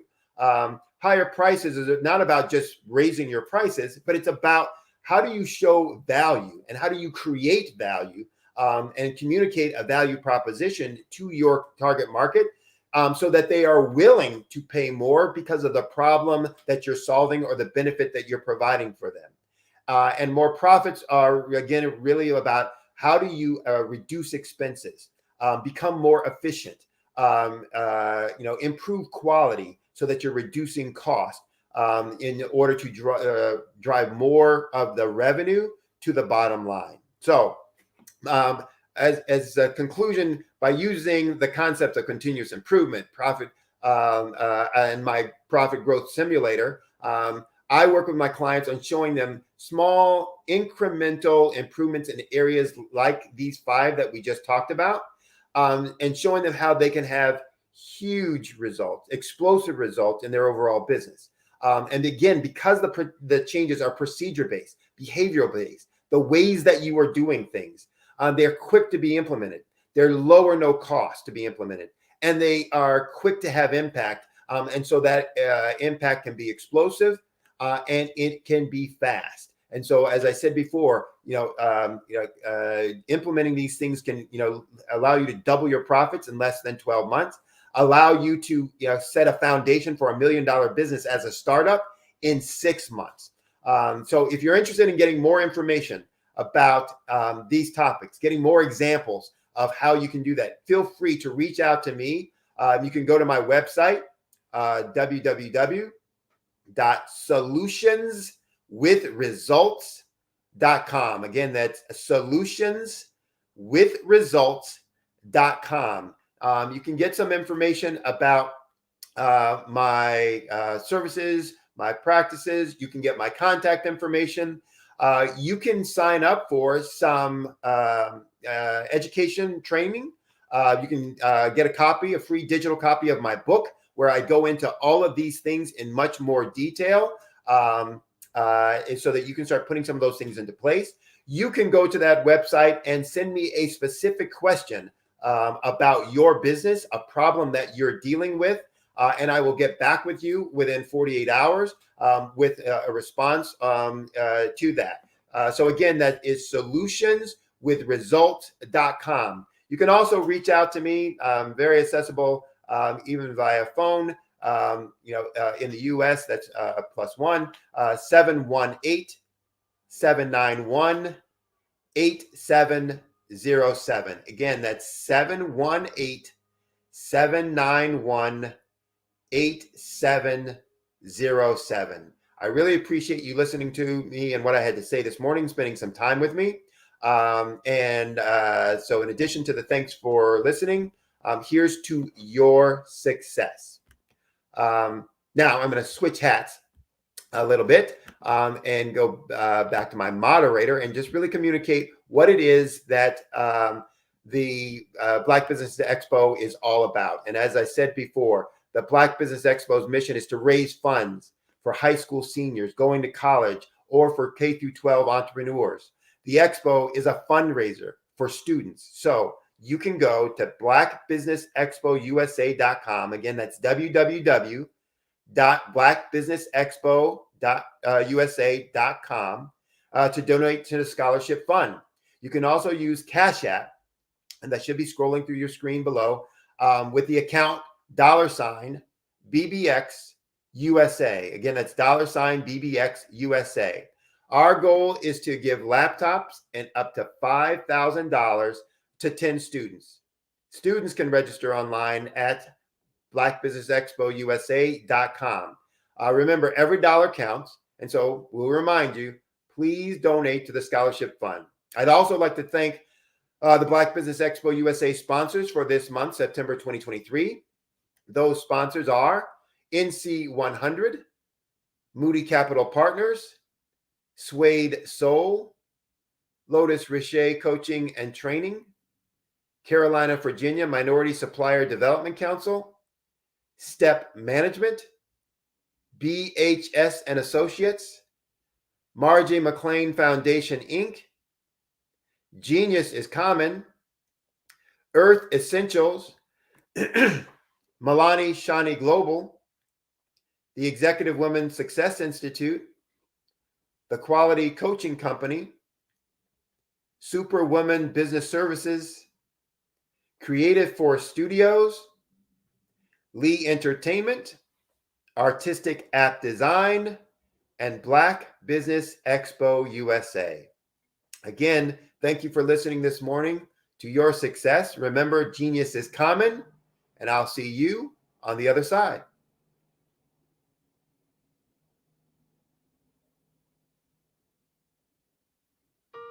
Hello, this is Israel, and I am CEO of Daydreams Interactive and author of Princess Planet. So, genius is common, and as a kid, I loved to daydream. Even as an adult, I love to daydream. And when my daughter became 6 and loved princess characters, but we just could not find the diversity that showed her, we created our own characters. So, for instance, you have Princess Nulu right here. Princess Nulu is from Uganda, and her genius is that she loves to take care of animals. She can actually even listen and hear what they say. And then we have Princess Isabella right here. Princess Isabella, she's from Cuba, and her genius is biochemistry. One day she hopes to eliminate disease. Then we have Princess Nia right here, and Princess Nia is based off of my daughter, and she is what she wants to be, the greatest dancer alive. So that's her genius. So what's your genius? My genius is my imagination. Genius is common. Hey guys, my name is Caden. I'm the CEO of Caden Teaches, and my genius is teaching kids about financial literacy.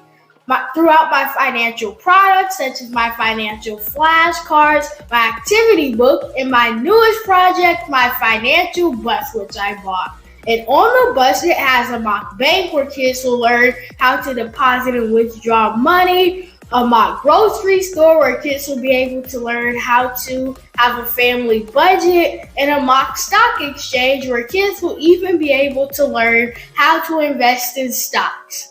Now, I decided to start teaching kids about financial literacy because I find that most kids graduate high school without even knowing the basics about financial literacy. And I feel if I were to teach kids about financial literacy, that I would be able to help kids tap into their genius. And I actually learned about financial literacy to my dad because I would go to business meetings with him and I would always see that they were talking about financial literacy. And at that point, I didn't understand what financial literacy was. So I took it upon myself to learn about financial literacy and teach it to kids in a way that they could understand. But I want you guys to help me help kids tap into their genius by going to my website, cadenteaches.com, and you can sew into me in my financial bust by going to my GoFundMe link. And remember, if Caden can, you can too, because genius is common.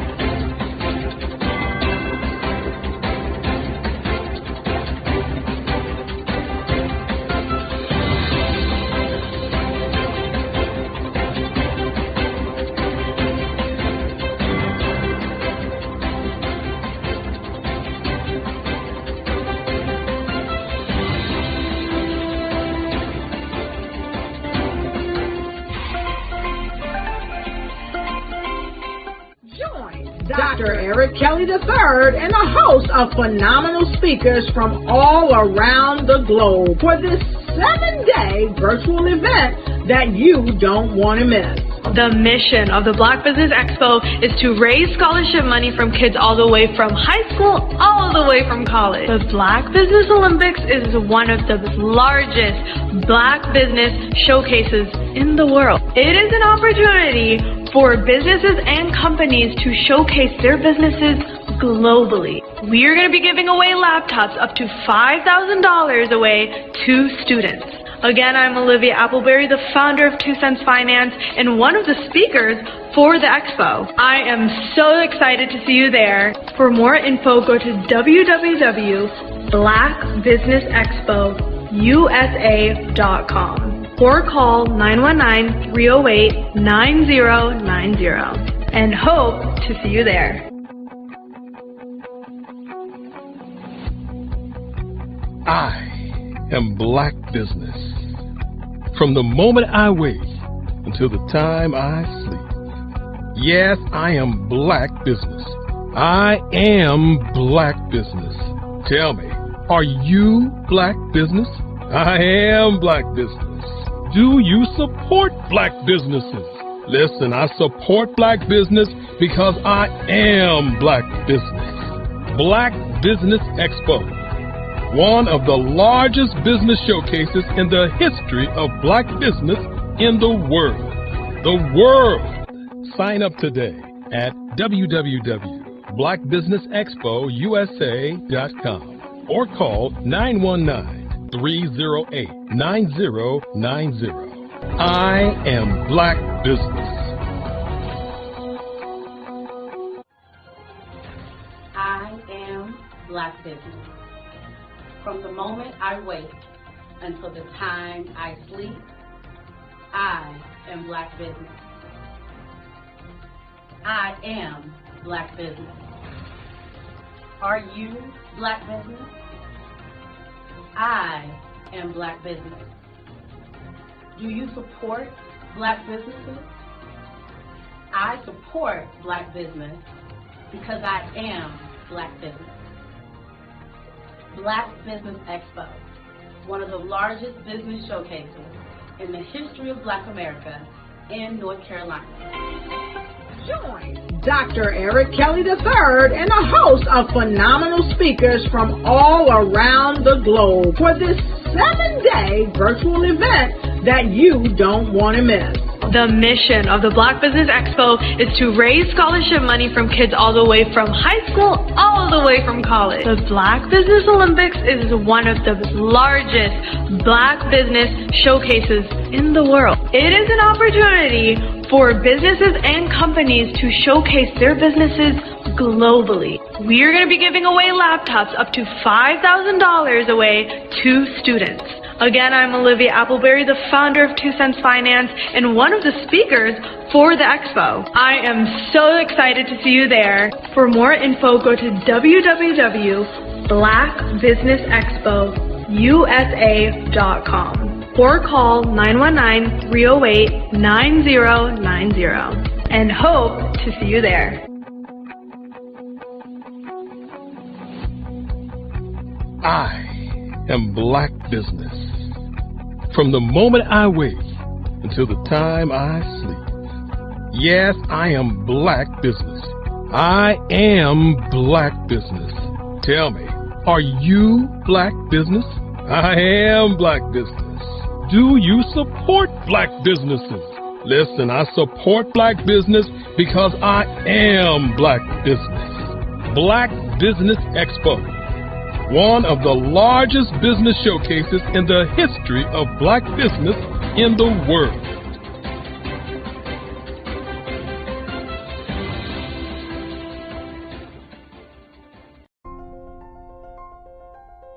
What if you could build your own city?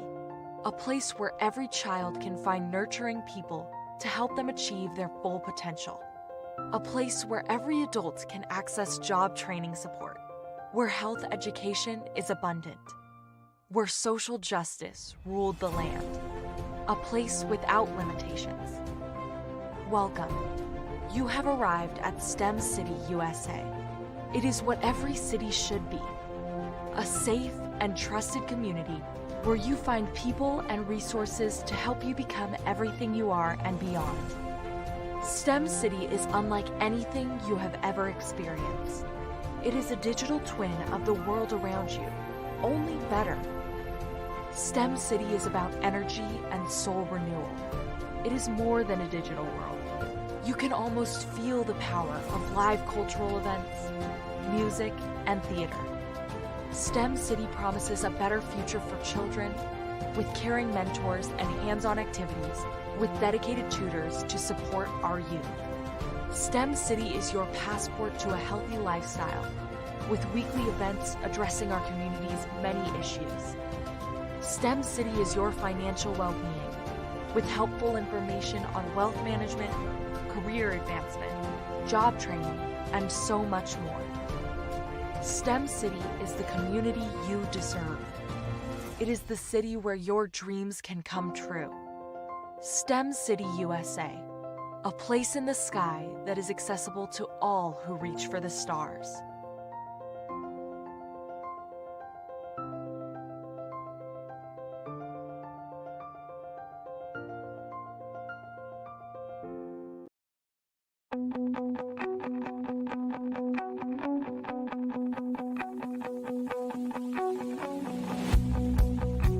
I am Black business. From the moment I wake until the time I sleep. Yes, I am Black business. I am Black business. Tell me, are you Black business? I am Black business. Do you support Black businesses? Listen, I support Black business because I am Black business. Black Business Expo, one of the largest business showcases in the history of Black business in the world. The world! Sign up today at www.blackbusinessexpousa.com or call 919-308-9090. I am Black business.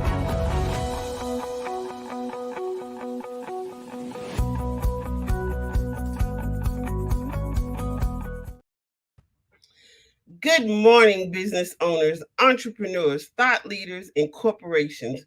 Welcome to the Black Business Network. My name is Crystal Gomez. I am your business moderator for this morning on the Black Business Network.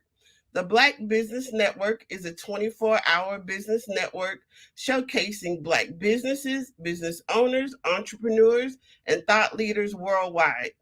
We have speakers from North Carolina, London, Singapore, Africa, Japan, and cities all over the United States. The Black Business Network is a global community sharing its business knowledge to empower, inspire, and educate businesses about business. Our next speaker is Dr. Barbara Wright. Certified Dream Builders, Inc. was founded in 2016 by Dr. Barbara Wright. Certified Dream Builder, Inc., or CDB, is a premier provider of grants, contracts, and loan fund development services, catering to nonprofit and for-profit organizations on local, state, and national levels. Our comprehensive offerings encompass consulting, document preparation, and workshops for the contract and loan application readiness, consulting services, and innovative grant writing apps. At Certified Dream Builder, we excel in the development of business and nonprofit programs, ensuring they are primed for funding opportunities. I present to you Dr. Barbara Wright, founder of Certified Dream Builder, Inc. Good morning, and thank you so much. Well, we look forward to hearing all that you have to say today. I appreciate you, and Genius is coming. And I'll see you on the other side. Thank you so much. Hi, everybody. I'm Dr. Barbara Wright, and I have been at this grant writing training readiness for years, and it's never more important than it is right now. There are so many different things that we need to do, different hoops that we need to jump through in order to be ready for business. And what I'd like to do today is help you dispel some of the myths that you may have about organizational readiness, whether you are already in business or you are thinking about starting a business or a nonprofit for that matter, because we've been helping nonprofits for quite a few years now. So what I'd like to do is share information with you from my book, Getting Ready for Grant Writing. And in that book, Getting Ready for Grant Writing, we walk you through 7 steps to get your organization ready for grants, contracts, and loans, because it's basically the same process. Banks and fund development officers and fund development community is not in the business of risk lending. So they are adamant about you having your documents together when they are going to consider giving you their funds. So you may ask, what is considered together? I think they're turning me down because of this or that or the other. Well, I want to help dispel some of the myths for you today. I'll tell you first the 7 areas that are covered in the Getting Ready for Grant Writing book. But today I'm going to mainly focus on the feasibility and some of those first things that you need to do before you ever take that leap. Or if you've already taken the leap, what can you go back and do to dot every I and cross every T so that you are ready for getting grants, contracts, and loans. So step 1 or section 1 is the strategic planning or the feasibility study, whatever you want to call it. Research and strategic planning is the first section, and that's the section that we will cover today. Section 2 in that Getting Ready for Grant Writing, Contracts, and Loan book is the make you or break you of regulatory requirements, where we break down the different regulatory requirements that you have to meet. Just yesterday, I received a call from a former client who had lost their 501c3 because they had not met some of the regulatory requirements. So you have to make sure that you do that. We're not going to focus on that today, but that is something important that you need to do. The third area that you need to look at when you are getting ready for grants, contracts, and loans or marketing your organization is starting or restarting your organization with credibility. I do realize that Wednesday is about marketing, but unless you do some of these things, it's going to make it a little difficult for you to market your organization. And we'll even talk a little bit about the marketing as well today. Number 4 is that you developed your quality brand identity, which has everything to do with marketing. We're not going to dive way into that, but that is in my Getting Ready for Grant Writing book. And then the next section is establishing the right collaborative partnerships, making sure that you've got those people that's going to help get you to the next level. None of us can do everything by ourselves. We do have to have partnerships and collaboratives to help us get going. And there are 5 different types of collaboratives that we talk about in the Getting Ready for Grant Writing book that you do need to establish. And number 6 is building the scalable operating budget for sustainability. You want to build your budget so that after the grant funds or contract funds or wherever you got your funds, your family loan funds, after wherever your funds are gone, now you are able to stand on your own 2 feet and create your own sustainability. And the last area in the Getting Ready for Grant Writing book is the tools and strategies to prepare your grant writing team. Because as I said, excuse me, you are not an island. You cannot do this by yourself. You must work in teams in order to get things done. Maybe some of those skills you don't have, someone else in the group will have them, or one of your partners may have those skills, but it's extremely important that you develop a team for getting this done. So I'm going to go back, as I said, to step 1 in the Getting Ready for Grant Writing books. There are 7 steps. But today we're just going to focus on step 1. Sometimes I think we as teachers, especially myself, I can give you TMI, too much information. But today I'm going to break down this first area, which is that research and strategic planning, so that you know what is the feasibility study and what should I be doing no matter what business or nonprofit I'm starting. What should I be doing to get myself ready?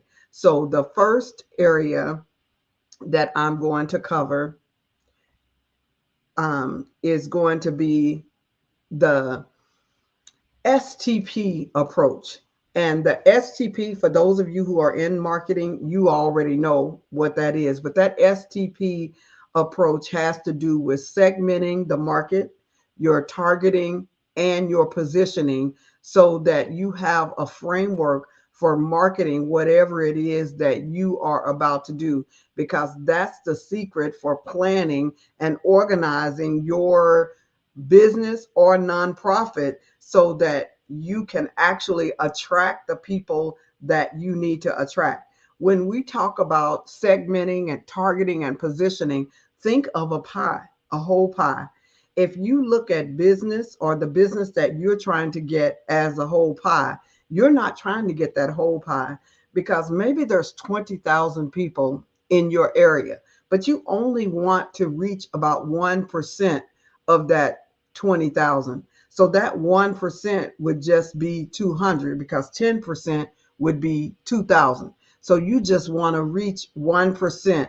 And if you can get $1,000 from that 1%, which is 200, that's all the money that you are looking to make for that particular year. Let's say you're not just doing local, but you're doing international. So you know there's 8 billion people in the world, and you're looking to get a fraction of that percent. When you're talking about segmenting your market, that's what we're talking about. I was listening to one of the advertisements before it was time for me to speak, and the young man was talking about his genius. And it made me think, and he said that he wanted to teach personal finance to children, and he wanted to break it down to where anyone could understand it. And I think Meta and some of the other organizations are starting to do the same thing. I think some of the organizations are saying we want to break it down to where a 5-year-old could understand it. So if you just think about a pie and you think about your section of the pie, you may be able to cut that pie into 100 different slices, and you just want your one slice. So that's how you segment the market. That's what it means. It means taking your piece of pie. When we look at fast food at their pie, you've got McDonald's with the section, you've got Burger King with the section, you've got Taco Bell with the section, you've got all these people with their section of the pie. And then maybe your little restaurant comes and you're expecting to get your small section. That's segmenting the market. And then you target who it is that you're reaching, whether you are a nonprofit or a for-profit. If you are going to do the strategic planning, you need to know who you are targeting. I remember listening to Family Dollar, and supposedly they were targeting middle income families, but basically that wasn't who they're getting. But every organization, every company has a target market, even though they may reach some others and they're happy for every customer that comes through the door. They have a target person they're trying to reach, and you have to know who that target is that you're trying to reach. If you're really going to set your organization up to get those funds, to keep funds coming through the door, and to be able to serve the organizations that serve the people that you are trying to serve, whether you are a for-profit or a nonprofit organization, and then positioning yourself to where you can get the funding. Now, one thing I'm going to tell you is, just because you are a good business person, just because you have a business degree, or you may have 2 or 3 or 4 degrees like I do, it does not matter about that, because there are some other things that comes into play that determines your success, and we're going to cover those. But you still need to know about that STP approach. And when we talk about that STP approach, we're talking about segmenting the market, targeting who you want to serve, whether that's low income people, middle income people. Is your target market Blacks, Asians? Is it everybody? Who is your target? And then how do you position yourself so that you are able to receive, to let them know? How do you position yourself? How do you brand yourself to let people know that you are there? Because you can offer the best service, you can provide the best be the best nonprofit, you can be the best for-profit, but if you are not positioned to where people can find you, it won't mean anything. It does not mean anything that I have 2 apps. I have an app called 1 Hour to Grant Writing. I have an app called 1 Hour to Funds that I developed and that I have on iOS and the Android platform. But if I do not advertise those, and if I don't talk about 1 Hour to Funds and 1 Hour to Grants, nobody will ever know it's there. If I don't talk about Certified Dream Builder, which is my website, nobody will ever know it's there. If I don't talk about the 25 books that are on my website and advertise the 25 books and provide the free workshops like this one to where organizations know that I'm there, nobody will ever know that Dr. Wright is there. So you must position yourself so that people will know that you are there. Because if you don't do it, if you don't hire someone to do it, then there is not going to be anyone there to assist you. So how do you get yourself ready to segment your market, to target the market, to position yourself? How do you get yourself ready? There are 5 W's that you need to answer. And those answers are the who, the what, the when, the where, and the why that you're doing business. Once you can answer those 5 W's, who are you personally, academically, professionally? Who are you? Why are you even interested in what you're doing? You need to be able to answer the who. Who are you? Who's your competition? Who are your partners? Who are you serving? Who are your customers? You need to be able to answer every one of those before you are ready to jump. And if you have already jumped and you are not able to answer those, this is our strategic planning session here. Go back and do it again. Yes, you might have started running and now you realize, oh my goodness, I don't have on the right shoes, or I don't have on whatever it is. This is your morning to get it for your organization, whether you are a for-profit or nonprofit. This is your time to get it and get it fixed. Okay, so now you know the who. The what in your strategic planning. What program, product, or service are you offering? Are you offering it locally? Are you offering it nationally? Are you offering it internationally? I had no idea I would be working globally or internationally when I was a young girl living down in Plum Nelly, Plum out the country, Nelly out the world in Arkansas. I had no idea that I would be actually working globally. You need to determine what program, product, or service are you offering, and is it going to be offered locally, nationally, or internationally? When are you offering your programs, products, or services? Are you offering it daily, weekly, monthly, yearly? When are you offering it? Because determining when you're offering your service can help you know how to lay things out and how to advertise. And checking out the best time to when to advertise is really good as well. And all of this is out there somewhere on the internet. And some of you are working with AI now, so you understand that you can go to ChatGPT and ask, what is the best time to put on an ad? What is the worst time to put on an ad? When is the best time to give a workshop? When is the worst time to give a workshop? Should I give a work? Is it best to give a workshop online, offline? These are questions that you can ask. So when are you providing your program, product, or service? Where are you providing it? That next W is the where. Where are you providing? Are you doing in person? Are you doing virtually? Are you doing a location, a freestanding location? Is it a hybrid? Are you going to be in a mall as an inline store? Are you going to be in a freestanding store? All of these are things that you need to think about as far as where. Are you going to sign a lease? Are you going to do a triple net lease? Are you not doing a triple net lease? I don't like triple net leases, so I don't do triple net leases. That means that you are renting somebody's facilities and all the repairs you have to do. So you don't really, I don't want a triple net lease. Some people do, I don't. But anyway, you have to think about where you are going to locate your organization, and you need to be able to answer the question why. In your strategic planning, why are you providing your programs, products, and services? Now, if you have not done these things and you have already opened your organization, I'm telling you at some point, you're going to have to go back and do your first work over again. So make sure that you know why. Now, what do I mean? What do you mean, Dr. Wright, about why you're doing what you're doing? You need statistics to support everything that you say you're doing. You need those stats to support it. And where do you get those stats? It's called empirical data. You're looking for data that's less than 6 years old, that has been done by a college or by some major newspaper may have done an article, and they may talk about some studies that have been done. I know that you're smart, and I know that you can do a lot of things, and I know that I've been there, done that. I've walked in those moccasins. So that's why I know that it's successful, but nobody wants to hear you. They want to hear studies. And because people have been around for over 2,000 years, a study has been done to support whatever it is that you are saying you're going to do. So make sure that you look for those studies that can help you determine your why. What is your why?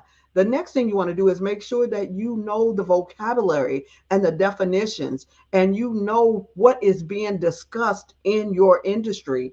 Now, we're talking about doing a strategic plan so that we are ready to take on this market. We're ready to segment, we're ready to target, and we're ready to position because we know exactly what we are offering. So make sure that you know the vocabulary that goes along with your organization. I love to talk about grant writing, contracts, fund development. I love to talk about that, but I want to talk about that to someone who at least has an idea. So when you are talking to people, you want to make sure that you are talking to people about in an informative way. So learn the vocabulary that you need to learn in order to talk to people the right way. Okay, so in addition to that, you also want to learn what your NTEE codes are. There are a lot of codes. There's a lot of information out there about your organization. And that information is out there online under different codes. So National Taxonomy of Exempt Entities, NTEE, in order for you to apply for contracts and grants, you need to know what that is. You need to get familiar with the NAIC industry classification codes, because there's going to be some information out there. And if you're going to apply for grants and contracts, you need to know what those codes are. So get familiar with the NAIC codes. And then there may be some codes just in your industry. You want to know what the licensing rules and regulations are in your industry. The other thing that you want to do in this strategic planning session is you want to make sure that you compare your organization to other organizations. Now, what I'm going over with you is the first chapter in my book, Getting Ready for Grant Writing, where and this first chapter is where we do a basic strategic plan. Now, y'all know that organizations charge anywhere from $4,000 to $10,000 for strategic planning, and maybe as much as $20,000 for strategic planning. This is my do-it-yourself guide for making sure that you do the strategic planning that you need to do to get your organization ready to be out there and be marketed to the industry.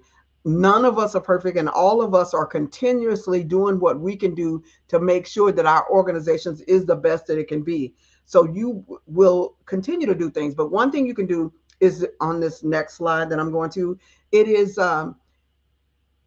comparing your organization to a comparable organization that offers the same programs, products, and services. Don't think that you're the only one offering what you're offering, because I guarantee you there is someone else who is offering something similar.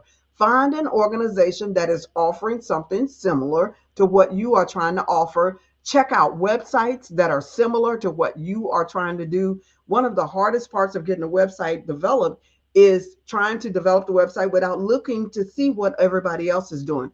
What size is this organization? What's their mission statement? What's their fundraising strategies? Who donates to them? Especially if you are not, if you are a nonprofit, who are their sponsors? Who are their advertisers? Because if you find that out, then it can probably improve your chances of being able to get some of those same funders. So you want to make sure that you do a comparison. And then I have 2 additional slides, and these are extremely important. Have you done a SWOT analysis for your organization? SWOT stands for strengths, weaknesses, opportunities, and threats. Are you really ready for the market? Do you know what your strengths are? Do you know what your weaknesses are? Do you know what the opportunities are that are available for you? And do you know what those threats are? And so you said, oh, Dr. Wright, I did a SWOT analysis a long time ago. I know about that. You don't have to tell me about a SWOT analysis. I know, we already worked on that. Well, then I want to take you to the next slide, which to me is the most important slide here. That's that pestle analysis. So when I was talking about you being the best that you could be in business, and one thing I want to tell you about that, you can be the best and still not necessarily be successful because of some of the things that go on beyond our expectations and beyond what we're thinking about, and what's happening in other people's strategic planning boardrooms, in those boardrooms that you're not there and you didn't know these conversations were being had. What types of conversations am I talking about? I'm talking about political concerns. I'm talking about economic concerns. I'm talking about social and cultural changes like affirmative action. You were thinking, okay, well, yeah, we're going to do diversity and inclusion, and we're going to be able to be supported. And then all of a sudden, they pull that diversity and inclusion rug from under you, and you can't depend on that anymore. That's some of those social and cultural concerns that change. Technology concerns, environmental concerns, and legal concerns. That is the pestle analysis. That determines your business success more than your degree, more than what you know, more than, well, I won't say more than who you know, but sometimes even more than who you know, because who you know may not know the pestle analysis, and they may be thinking, we're going to be so successful. These are the areas that you have to look at when you are doing the strategic planning. This is before you jump out there, before you start meeting regulatory requirements. Everything that I just covered, you need to be aware of.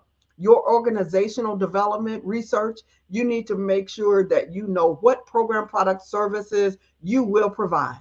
You need to know what program, products, and services are already available. What's already out there? How can you fill the gap? I heard Charles Koch who I was in a meeting with him, and Charles Koch said, you want to fill the gap. You're not trying to put other people out of business. You want to fill the gap. And that way, the person on the left side will support you, and the person on your right side will support you, because when people come to you, they may go to them as well. So fill the gaps wherever you can. So you want to know what's already available. You want to know what additional programs, products, and services are needed, because that's that gap filler. That's what you're going to become. You want to know what additional programs, products, and I covered that. Okay, and then we move to the evaluation of your final ideas. And that's when you jump back to that SWOT analysis that we talked about, because you've already got your 5 W's, your who, your what, your when, your where, and your why that we talked about. You've done some of those things that we've already talked about. So now you're going to evaluate your ideas. That SWOT analysis, strengths, weaknesses, opportunities, and threats. You're going to do that PESTO analysis, political concerns, economic concerns, technological concerns, environmental concerns, and social concerns. And right now, our world has changed so much. I know good and well that you guys know that the technology that we had just a while ago is no longer available.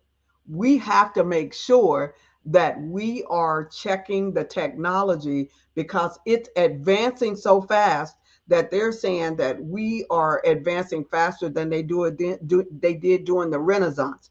If I could meet those people back in 1908 when they came out with the Model T Ford, and all of a sudden the horses in about 10 years became a sport rather than the workhorses that they had been in the past. They had been our transportation. They had been our delivery services. They had been everything. Now, all of a sudden, the horses get to jump up in the back of the truck and ride. So they no longer were the workhorses. So everybody had to relearn. We're in that same situation that those people were in during the Renaissance. We're in that same situation that the people were doing during the Industrial Revolution, how things change. During the computer age, just a few years ago, there was no computers. We had our phone. When I was a teenager, our phone was connected to the wall, and you're sitting there up against the wall with the phone cord hanging. And, now these kids, they can talk I can talk on my watch. You don't even need a phone these days. And they're trying to put chips in your head to where you don't even need a phone at all. The technology is changing so fast. So in order for you to keep up, you've got to make sure that you're doing those analyses. I'm going back over some of the areas that I covered. Do that SDP, making sure that you know how to segment your market in that pie, how to target your market, how to position yourself, making sure that you know your 5 W's, your who, your when, your who, what, when, where, and why of your organization. Any of these things that you did not get, you can get them in my Getting Ready for Grant Writing book on my website at certifieddreambuilder.com. Make sure that you are supporting the Black Business Olympics as well. Support the opportunity that they're given to these youth for computers, because if our children do not get the technology, we are in trouble. Support them, because they are the reason. Dr. Eric Kelly and the Black Business Olympics is the reason that you're getting this information in the first place, that I'm able to come here and share my 5 W's, that I'm able to share my Getting Ready for Grant Writing workbook with you, and my certifieddreambuilder.com. He is the reason. So make sure that you remember that. And then make sure that you know the definitions of your organization. That you can speak the language of your organization. Make sure that you know your NTEE codes and your NAIC codes, your insurance codes for your organization. Because if you code yourself wrong, you're going to end up paying more for insurance than everyone else. So make sure that you know the codes. And if you don't know what I'm talking about, you need to hurry up and do some research. You want to also compare your organization to other organizations that are similar and doing the same types of business that you are. What's their size, their mission, their fundraising strategy, and who are their donors and sponsors? Because really, you may be able to get some of the same ones. You want to check on your strengths, your weaknesses, your opportunities, and your threats. That's that SWOT analysis. This is everything that you're doing in your strategic planning. you want to do the lastly, your pestle analysis, making sure that you know what is happening in the world and in your industry, what is happening politically, what is happening economically, what is happening socially and culturally, what is happening technologically, how is technology changing your industry. And right now, if you are in what I call my four harm. If you are in finance, if you are in healthcare, if you are in retail, if you are in manufacturing, all of those areas are being upset with technology right now. Things are totally changing. If you are in those areas, if you're working in those areas, you're trying to start a business in those areas, you definitely need to be doing that political analysis because that pestle analysis, because lots of things are changing in those areas. So make sure you're watching those political concerns, those economic concerns, those social and cultural concerns, those technological concerns, those environmental concerns, and those legal concerns. Watching every one of those areas, because those areas are going to determine how much your industry is disrupted. And those four areas that I just named are being disrupted: the financial industry, the healthcare industry, the retail industry, and the manufacturing industry. They're all being disrupted. Whether you're working in those industries or you're starting a business or a nonprofit in those industries, you need to look at those pestle concerns: political, economic, social and cultural, technological, environmental, and legal. All of this is discussed in my book, Getting Ready for Grant Writing. There are extra links so that you can learn more about the pestle analysis. You can learn about the SWOT analysis. You can learn about those codes that I talked about that you must have. And this is only my first chapter. This is only the first section of the book. This book has 7 chapters, and it has 7 sections of information that walks you through doing your initial feasibility study and strategic planning, all the way through when it's time to walk through the funding door with your grant writing team. All of that is in that book. In fact, I have 40 books that I have written. Many of those books were written prior to COVID. And because I know that you are an asset millionaire, and I am so happy that I had the opportunity to talk to you asset millionaires this morning. And what do I mean by that? There are 3 types of millionaires. There's an asset millionaire, there's a cash flow millionaire, and there's a net worth millionaire. The asset millionaire has intangible and tangible assets. We may not be able to touch your assets. Your assets may not be money, but you have assets. So since we are in this changing period, and our businesses are being disrupted, you're going to have to stir up those assets. And we call them gifts and we call them talents. You're going to have to stir those up so you can take your assets and turn them into cash flow so that you can also become one of those cash flow millionaires. And what I want us to do too is I want to move from being a cash flow millionaire into a net worth millionaire, which means when you subtract what we owe from what we own, we are still a millionaire. Okay, that's where I want you to go. But all of you, in case you didn't know it, welcome to the Asset Millionaires Club, because you are an asset millionaire. In building your organization, keep that in mind and learn some of those skills that millionaires have so that you can continue to improve your organization. One of the greatest skills that you can learn is this pestle analysis, because really I thought I was a great business person until I began to understand the pestle analysis. And the reason that my first business was so successful is that it was being supported politically. It wasn't necessarily that I was such a great business owner. So for my organization to do so well right away and to be able to grow into another location within 6 months with me not having any business experience in that area, it was because it was being supported politically. But if you don't understand what's being supported politically and what's not being supported politically, economically, socially and culturally, technologically, environmentally and legally, you will make mistakes. And I know that my time is about out, and I do appreciate the fact that they gave me this time to share with you this morning. I want you to know, if you don't do that strategic planning, you're going to be in trouble. You must do that strategic planning. You must do your strategic planning. And with that strategic planning, you're starting with that segmentation, making sure that you know who you're going to serve, target those, how you're going to target those people, and how you're going to position yourself so that they will continue to be able to find you. Keep these things in mind as you're going to your day-to-day. As all of these markets are being disrupted, people are going to lose jobs. They're saying that we're going to lose 300 million jobs with all of this, all of the changes that we have happening with the AI and all of this being released. They're saying that there is going to be some major changes and millions of jobs being lost. That doesn't mean yours have to be lost. Or maybe the job will be lost and you're going to create your own organization.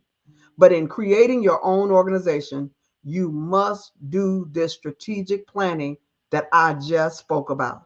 You must do it. And not only should you do your strategic planning, but you need to be looking at the strategic plans of other people to determine what it is that they're doing.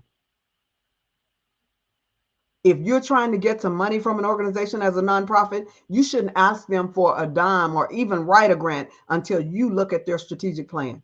Not only should you look at the strategic plan of the organizations that you're trying to go after funds, but you need to look at the United States strategic plan. Well, even before that, you need to look at your city's strategic plan. They have a strategic plan. You need to look at your state's strategic plan.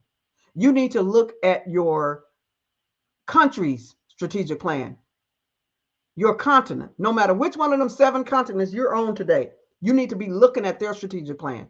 You need to be looking at the United Nations strategic plan. You need to be looking at the United Nations development plan, because they have 17 strategies that they are dealing with. And you can bet your boots, since the United States, since that's where I am, is a part of that, they already know about those 17 and they have agreed to work towards it. One of them is to eliminate poverty. And there's 16 others. You need to know what those are if you are starting or improving any kind of business. I don't care what kind of business it is. And I do see that my time is about out. But until they break in here and say, Dr. Wright, you stop, Dr. Wright has lots of information that I can share with you. But the main things is make sure that you are ready for these changes that are coming.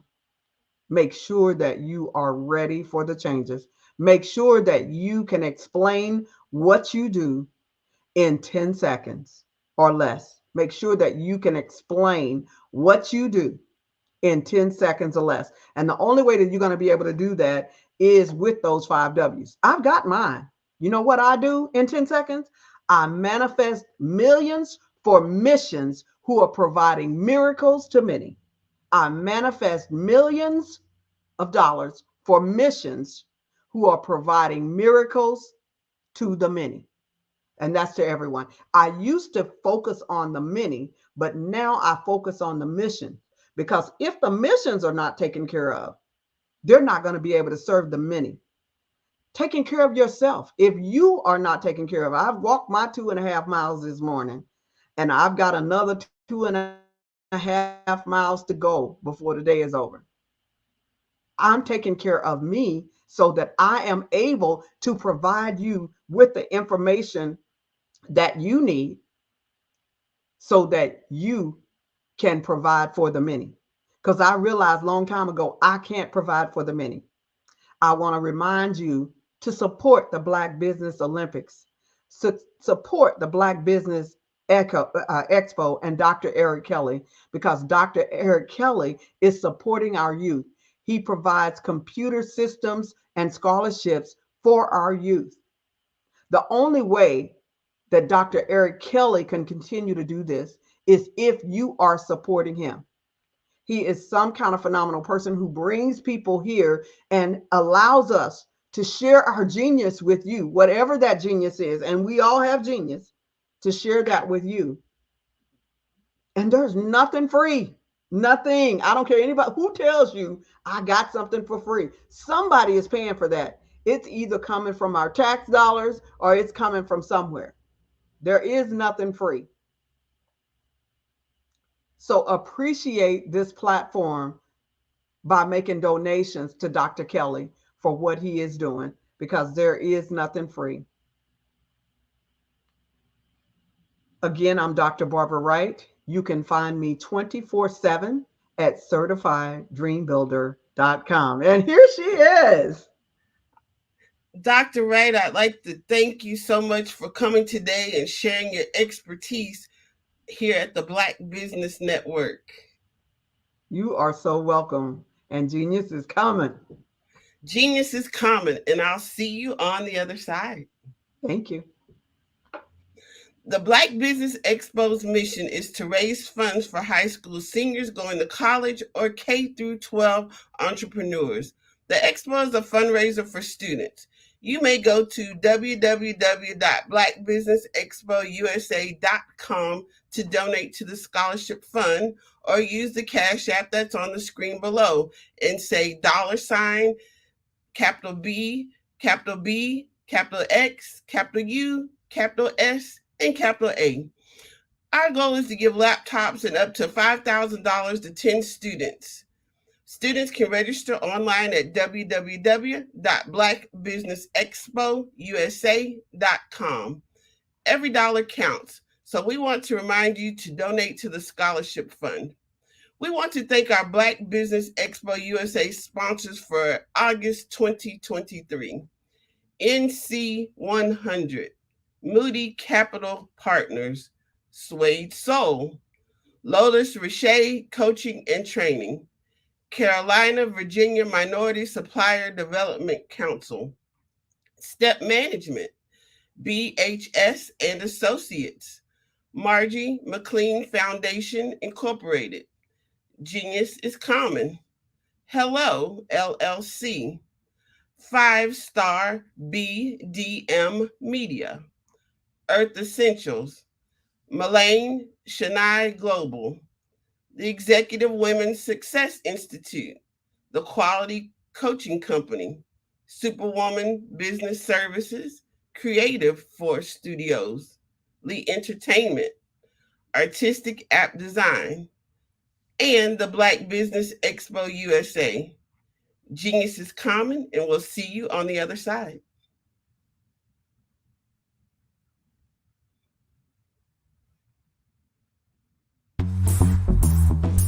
Attention all entrepreneurs and companies. Are you looking for reliable and efficient virtual assistants and back office support to help you manage your business tasks? Look no further than Superwoman Business Services.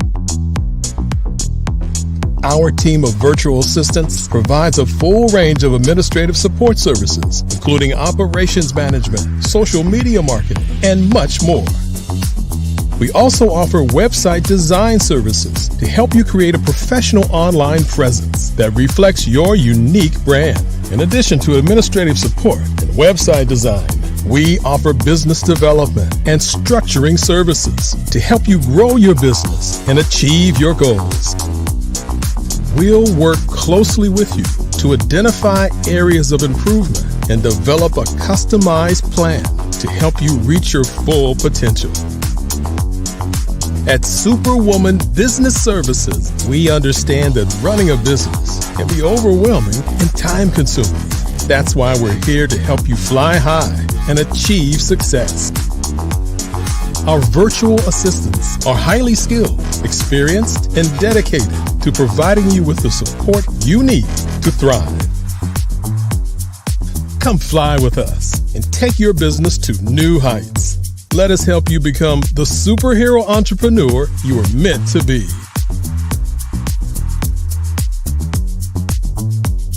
Contact Superwoman Business Services today to learn more about our back office support services. Over the past few years, we've seen the growth of existing and new initiatives focused on financial inclusion, building global networks, and reducing the wealth gap in response to the idea there's not enough seats at the table. Whether their outcomes are to increase the representation of Black executives on corporate boards, ensure an inclusive global economy, or to create new U.S. African commercial pathways, The strategies are often carried out by separate programs. The question is, should they be? With the continent of Africa being home to more than half of the world's fastest growing economies, the youngest workforce, over 400 companies generating more than $1 billion annually, 700 generating more than $500 million annually that are poised for growth, and being the destination of nearly $5 billion in venture capital in 2021. Diversifying U.S. and Africa commercial engagement by building bridges between African businesses and their U.S. diaspora should begin being seen as mutually beneficial. From helping to reduce Africa's enormous capital gap to catalyzing two-way trade opportunities, the COVID-19 global pandemic hopefully has taught us that global challenges and opportunities are more interconnected than we thought. During the pandemic, African companies like Unicorn Flutterwave, insurance provider Reliance Health, ride-hailing app Yasir, and 54Gene, the continent's first bank of DNA on people of African descent, proved that when African companies have access to networks, capital, and information, they grow big, grow fast, and create solutions that are valuable to the world. This is why Be Direct was created. We are the first U.S.-based but African-centric board preparedness and board search company designed to connect U.S. Black talent and corporations to African businesses. Unique and fundamental to Be Direct's success is our process of helping board candidates adapt their experience and networks to an African context before they're connected to high-growth companies that are looking to locally and globally scale. From our focus groups with African business execs and government leaders, we don't ignore the sentiment that business is easy, but people are hard. Having a pool of board candidates with hard-to-access networks and extensive experience across the business life cycle, including successfully raising capital, is table stakes for an initiative like this. So yes, we have that. But corporate or entrepreneurial success in the U.S. does not guarantee success in Africa. Developed alongside industry partners on the continent, our training program, Be Direct Prep, is designed to transpose their experience to create cultural comfort, understanding, and a commitment to helping businesses in Africa scale. Our board governance sessions are African, continental, and country-specific, integrated with cultural awareness and dexterity training, masterclasses led by African industry execs, and mentoring and coaching from African continental-based facilitators. But even more unique to Be Direct Prep, we cap off our training program with an immersion trip to help candidates that have not been to Africa before see and feel Africa's complexity and opportunity from African soil. We all know traditional network-based board placement has historically left a lot of us out of ever really being in the paid board pipeline.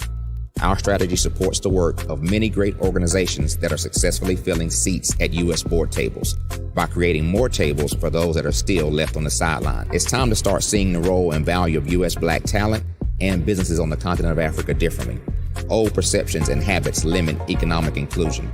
Let's transition Black talent and the African businesses they will support from the periphery of the global economy to its core.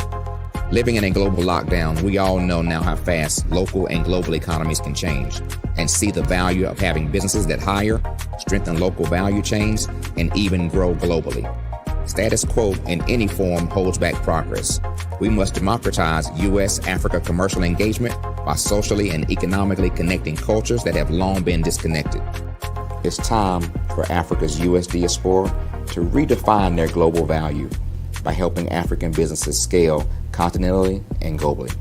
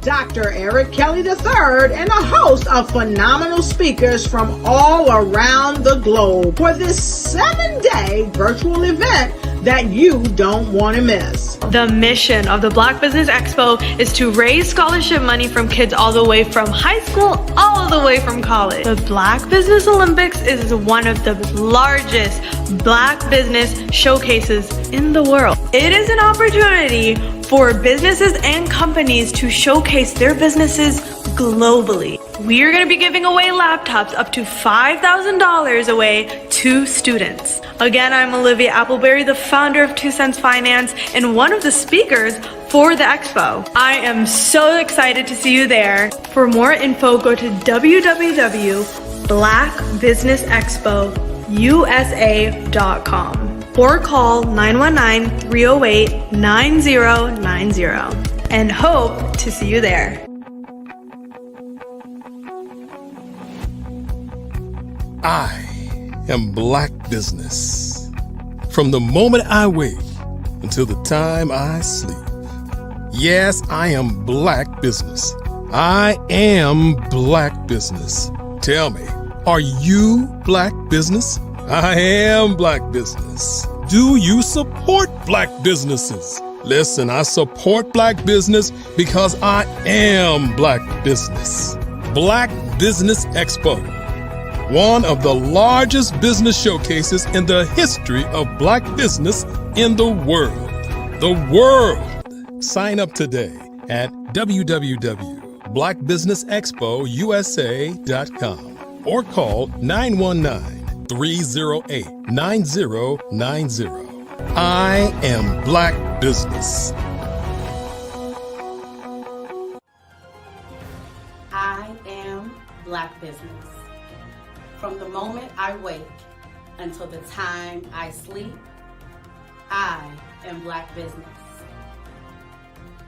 I am Black business. Are you Black business? I am Black business. Do you support Black businesses? I support Black business because I am Black business. Black Business Expo, one of the largest business showcases in the history of Black America in North Carolina. Sign up today at www.blackbusinessexpousa.com or call 919-380-9090. I am Black business. I am Black business. From the moment I wake until the time I sleep, I am Black business. I am Black business. Are you Black business? I am Black business. Do you support Black businesses? I support Black business because I am Black business. Black Business Expo, one of the largest business showcases in the history of Black America in North Carolina. Sign up today at www.blackbusinessexpousa.com or call 919-380-9090. I am Black business. I am Black business. From the moment I wake until the time I sleep, I am Black business. I am Black business. Are you Black business? I am Black business. Do you support Black businesses? I support Black business because I am Black business. Black Business Expo, one of the largest business showcases in the history of Black America in North Carolina. Sign up today. How many times have you been asked to help someone you didn't even know, a student, a business entrepreneur, or did you ever even ask, where did they end up? That business, that friend, that entrepreneur. Well, just maybe they ended up in a gang, bankrupt, homeless, or worse, dead. Maybe they turn to crime, drugs, and alcohol. Did you ever wonder? Did you destroy their dream, or was your life always so easy? At the Black Business Olympics, we started a movement to help students complete. Give them hope and foster success. Help them to leave their dreams of providing laptops, computers, and up to $5,000 in scholarship funds. Today, we ask you to help a student, a business owner, or an entrepreneur to realize their dreams by sponsoring them, supporting them, and buying from them. Consider this. With $1.6 trillion in our Black community, we only ask for a small donation for our students, our businesses, and our entrepreneurs. And you can change a life today. So I ask you, what are you going to do? Sit on the sideline and watch our students in high school be losers, miss out on their dreams from lack of resources? Or are you going to donate to the movement and change their future and yours as well? Give us a call today at 919-308-9090. Change their life by investing with action to the Black Business Olympic Fund. The Black Business Olympics, one of the largest business showcases of Black business in the history of the world.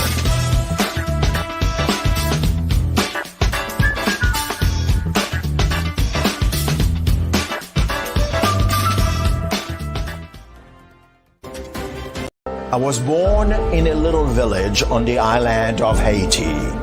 Many deadly diseases pounded me. It is as if they were on a mission to end my existence on this earth. I refused to give up.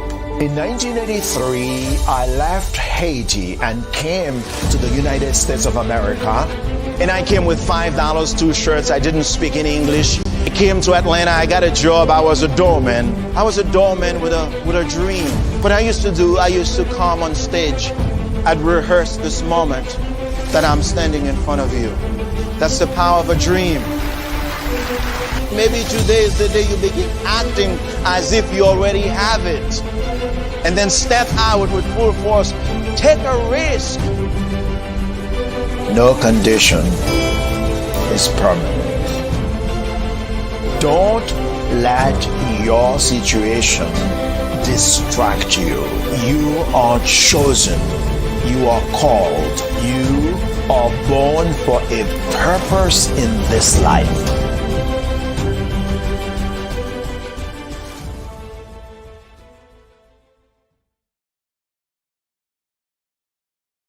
I'm Ramon Ray, founder of Smart Hustle Magazine and smallbiztechnology.com.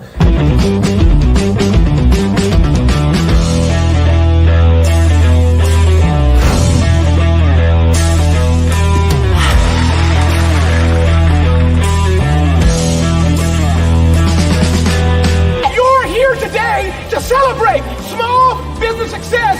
Stand up on your feet. You rocked the house. It was amazing. Didn't we learn? For me, success comes from failure.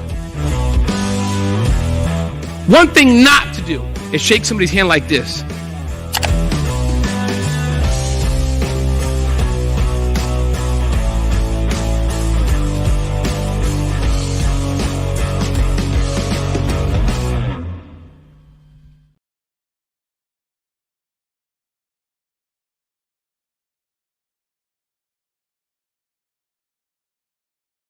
Phenomenal Tanya T. Wise, who is here from the great state of Maryland. Tanya, welcome and thank you for being with us today. Can you indulge our audience a little bit and tell them just a little bit more about who you are and what it is that you do?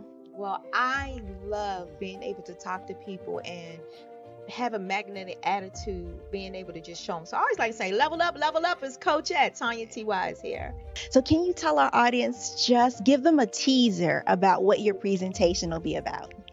So my philosophy is that we should all be living our dream life. So tomorrow I'm going to talk about how you start living your dream life. What are some of the things that you thought about in your childhood that you just kind of let go and dormant? Wow. And I want to reignite that and just give you some pointers and some tips, some tools, some strategies to be able to start living your best life now. And guess what, Rhonda? And leave an inheritance for your legacy. Oh my goodness. Okay, I know that's resonating with a lot of people. I've heard that you have a dynamic coaching program. Can you tell us a little bit more about that? Absolutely. So our coaching program help people that have the lack of time, that lack strategies, and lack the confidence to go after their dream life. So we help them implement tools, we help them implement strategies, as well as give them resources so that they can live their best life now and leave that inheritance. Wow. Oh, I love that. I love the leave the inheritance part. Listen, you are dropping some major nuggets, and I know a lot of what you're saying is resonating with a lot of people, but I think we're all curious. How did you even make this transition into the speaking and coaching arena? What's the story behind this? So I started out in finance, and I realized that a lot of people don't necessarily go after their dream life because of the lack of finances or the education behind finances. But it wasn't until I lost my firstborn, my only son, that life changed for me. And where I was going after it all, living the corporate life, hit my 6-figure income and living in my dream house with my dream man, driving my dream car. I nearly lost it all when I lost my son. And so I realized it only takes one financial catastrophe that can change your entire life. That's what made me start All New Beginnings. Because no matter what's going on in life, there's a new beginning. And because of that, we develop a program called Wise Minded. My little slogan is, don't just dream it, let's live it. If they want to connect with you or work with you, what is the best ways for them to be able to do that? Well, for my social media guru, you can connect with me on every single social media platform as Tanya T. Wise.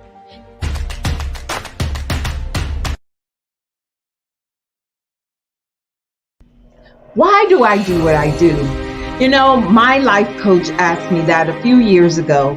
And she said, Tony, what's your why? And I told her, and she said, girl, you've already accomplished that. Perhaps you need a new why. Hi, Tony Harris, Amy Hoydu with Say It Said Marketing, one of your students. And just wanted to say thank you, Tony Harris, for spending so much time with me and giving me that boost in my business that I so drastically needed.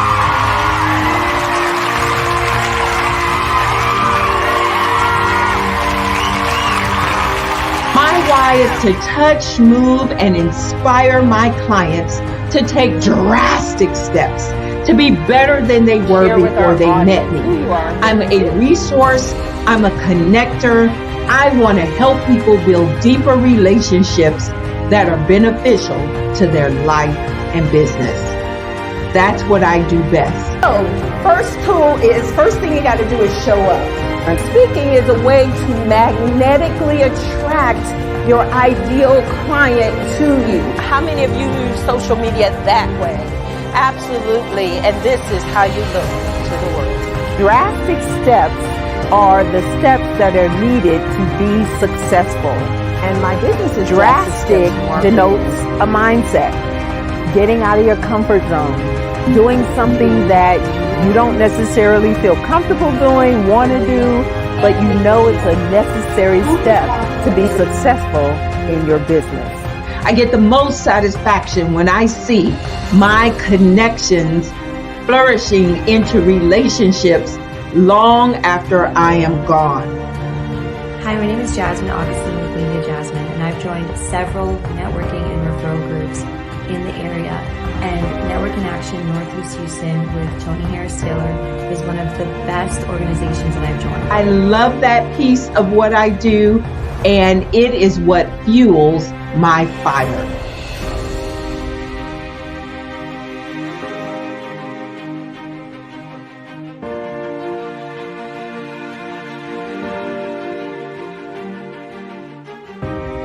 My name is Tony Harris Taylor, saying take a drastic step today for a fantastic tomorrow.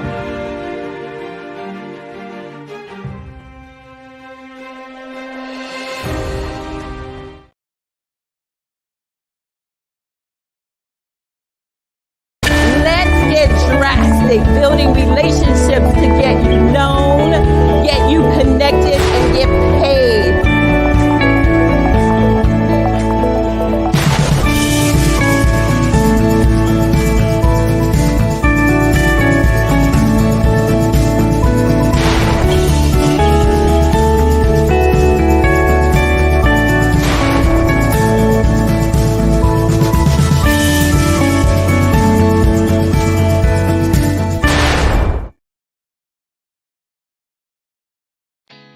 Did you know women represent just 3% of Fortune 500 CEOs and less than 15% of corporate executives at top companies worldwide? Have you wondered what the secrets are to getting into the top ranks, whether in the private or public sector? Do you want to figure out how to stop being held back in your career or passed over for promotion? Then you're in the right place. Hi, I'm Dr. Madeline Ann Lewis, President and CEO of the Executive Women's Success Institute. I have decades of experience in the military, the federal government, and corporate America, and my mission is to help women succeed and tap into their full potential. I want to reach 1 million plus women around the world to become the leaders they are meant to be. So if you want to move into a management or executive level position, or maybe you are a female veteran transitioning out of the military into business entrepreneurship, then reach out to the Executive Women's Success Institute at 301-693-3284. Let us get you on the fast track to success.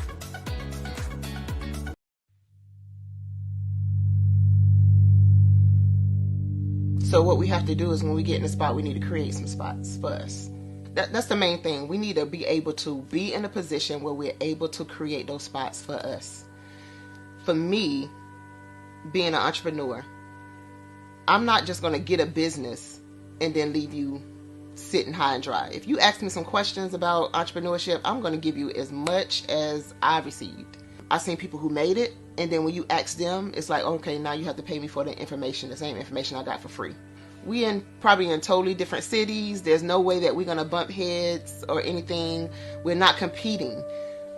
Bring me up with you. And so I just think that whatever education that I have, then I need to be able to give that to my own as well. So create the spots. You can create the spots when you get there.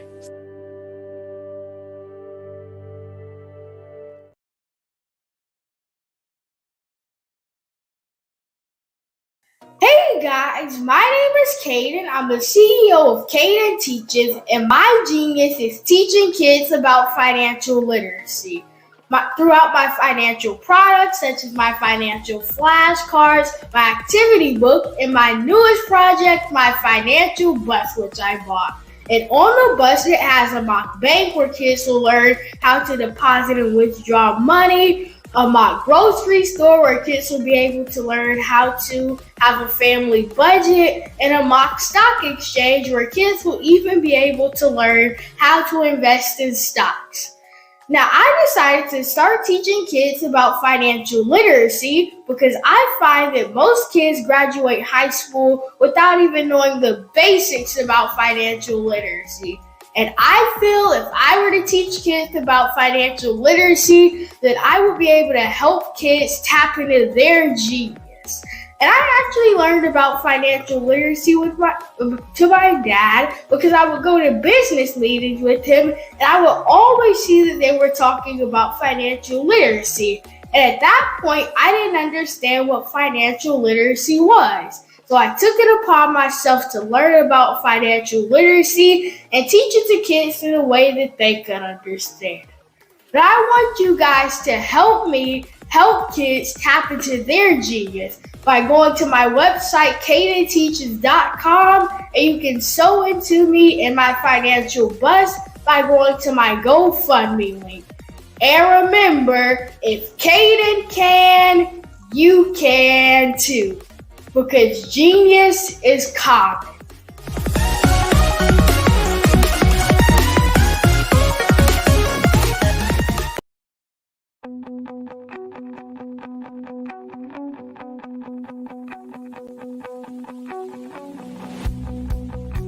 I am Black business.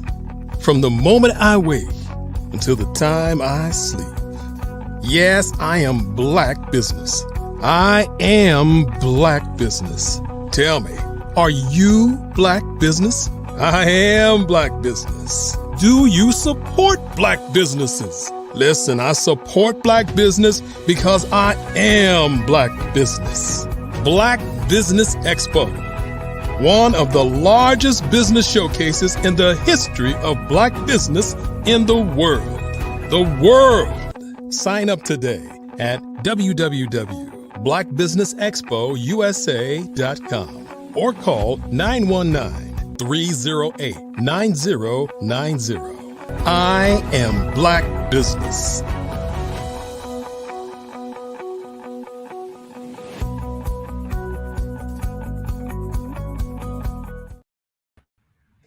Good morning, business owners, entrepreneurs, thought leaders, and corporations. Welcome to the Black Business Network. My name is Crystal Gomez. I am your business moderator for this morning on the Black Business Network. The Black Business Network is a 24-hour business network showcasing Black businesses, business owners, entrepreneurs, and thought leaders worldwide. We have speakers from North Carolina, London, Singapore, Africa, Japan, and cities all over the United States. The Black Business Network is a global community sharing its business knowledge to empower, inspire, and educate businesses about business. Our next speaker is Kevin McLemore. Kevin McLemore is an humble man of great passion and zest for life, who has devoted a lifetime to motivating people and pursuing and achieving everything he has set out to accomplish. Raised by his grandparents, he has learned the most important trait about human emotions, kindness, character, and unbelievable goals, and chasing down his dream at world-class speed. Kevin is the president and CEO of RMK Productions and the 10 United Podcast Network, host of the podcast Talking WIT Kevin and Sons, co-host of the weekly podcast Motivation Sundays with Kevin and Friends, an award-winning author, sprinkles the true spirit of Christmas, dating with a full deck, X's and O's, how I learned everything about life, playing high school football, in his most recent book, soon to be released, The World Not Ready for You. Kevin is also one of the top fitness influencers here on the East Coast.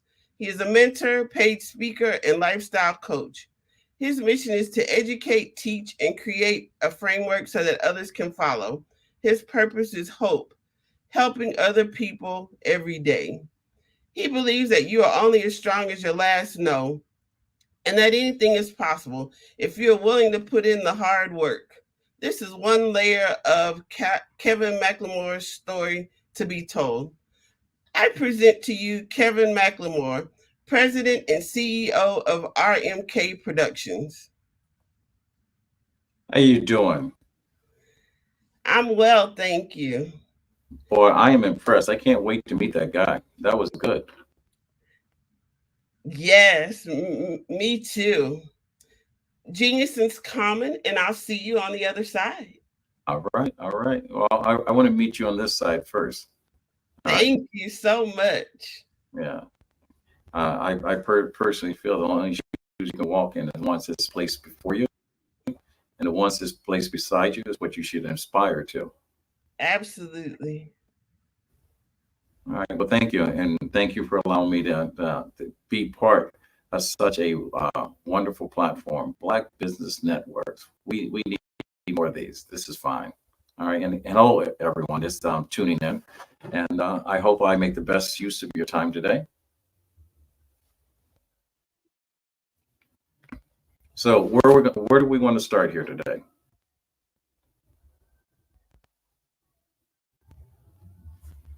All right. Well, silence is not golden when you're on a national platform. Let me talk about what I've done and why I've done during COVID.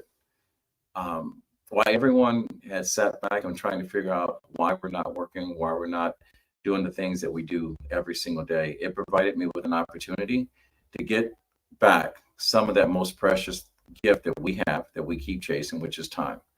So instead of complaining about what I could do, or what I couldn't do, or what I didn't have time to do, or what I would do if I had more time, I took advantage of the time.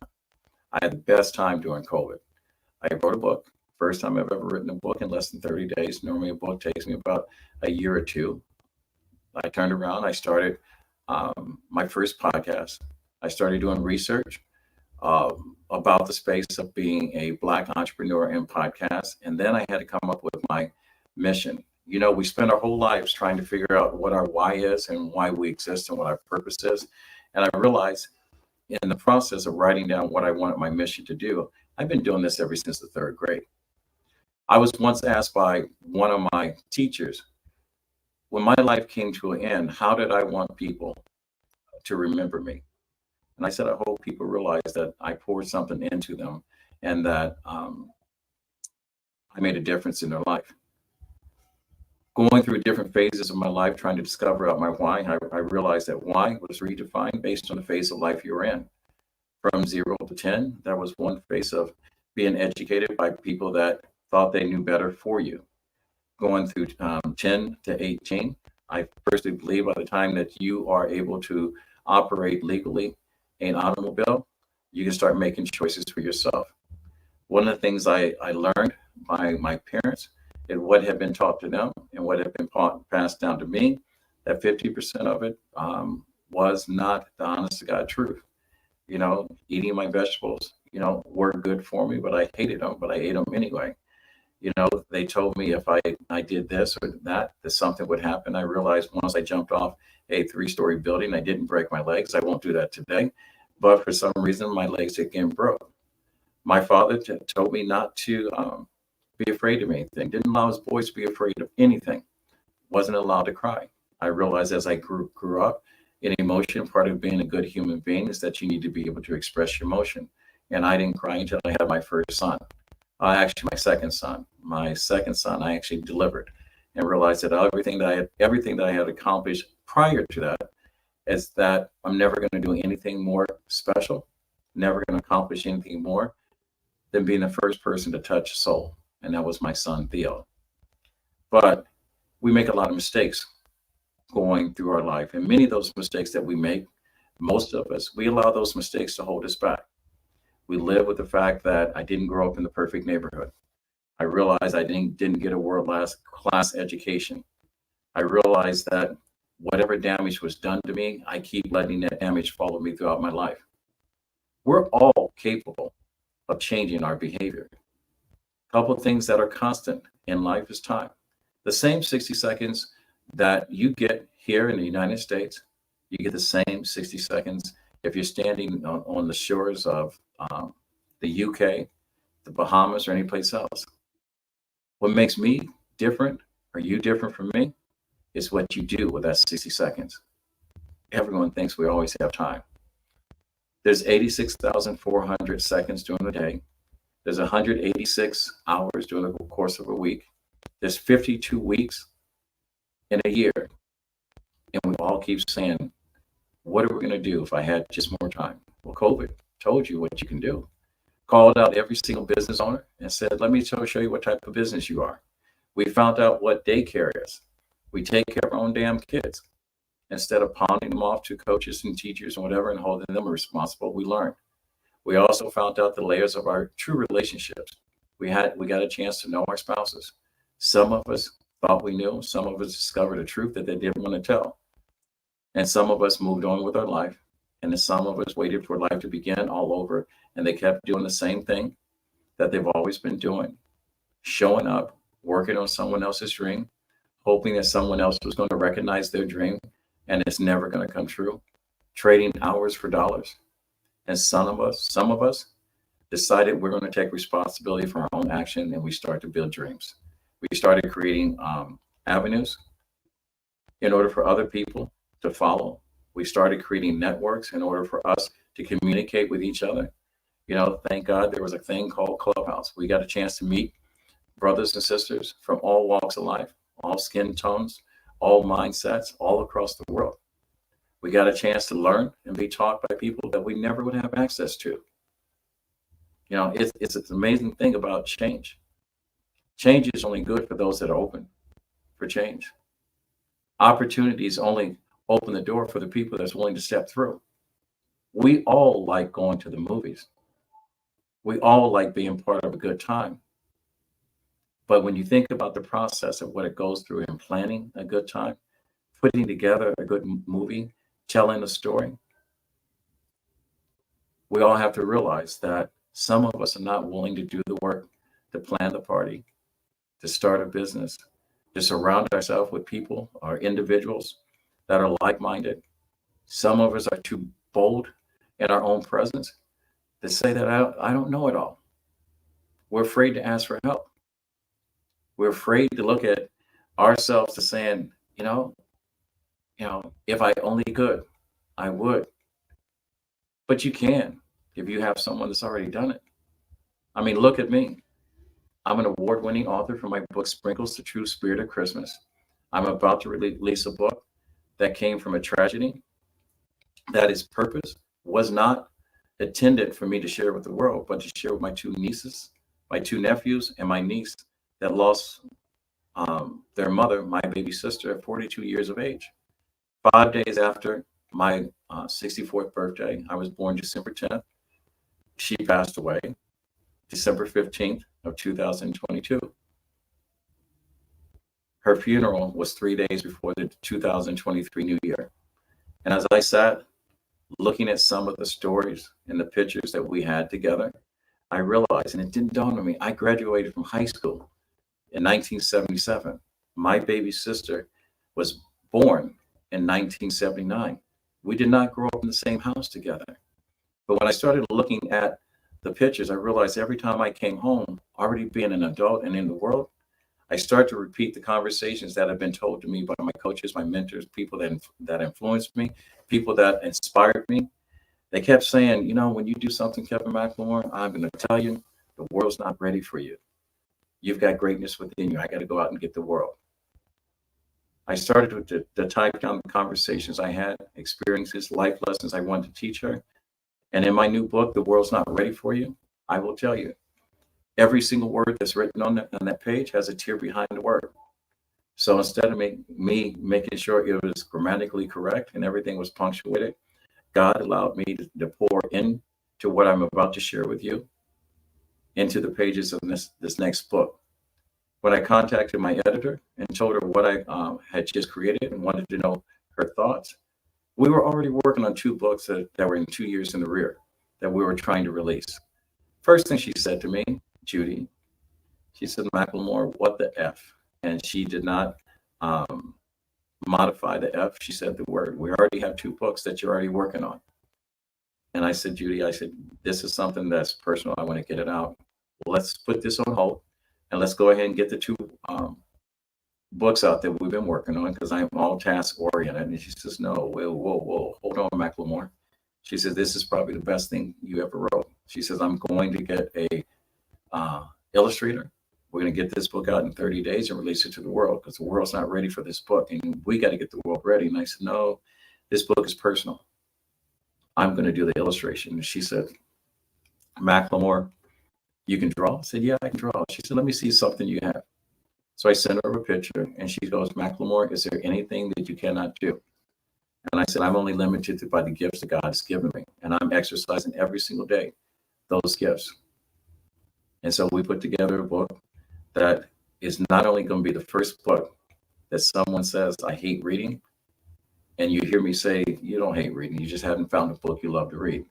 This will be the first book that you pick up and you read from page to page, cover to cover. You'll look at the artwork that's created. You look at the contents of what's on each chapter and the artwork that supports it. And you'll find a book that not only did you enjoy reading, you would love reading it, and you'll read it again. And if you're a coach, mentor, teacher, consultant, or whatever the case may be, this will be a book that you will make sure that you give to every single person that you had an influence on, or someone that has an influence on you. My dream is that every graduating class of high school, college, grad school, someone that's been promoted, Christmas package at your corporation, that this book will be part of this. Not only will it inspire you to be great in the shoes that you stand in the position you're in right now, be it working for someone else, taking care of someone else, retiring, but it will inspire you to be kind. It inspire you to stay true to your character. It will inspire you to do great things amongst yourself. And it will inspire you to sit back and be a fan of those who you pour your knowledge, your heart, and your wisdom into. Now, I'm not saying this book is going to change the world, but I'm not saying it's not either. Each and every last one of you that listen to the sounds of my voice today, you have greatness within you. We, as people, entrepreneurs that are standing here, they get a chance to share the stage with you. People that are at the sound of our voice, we know you have greatness within you. And sometimes you may doubt it. We've all been there.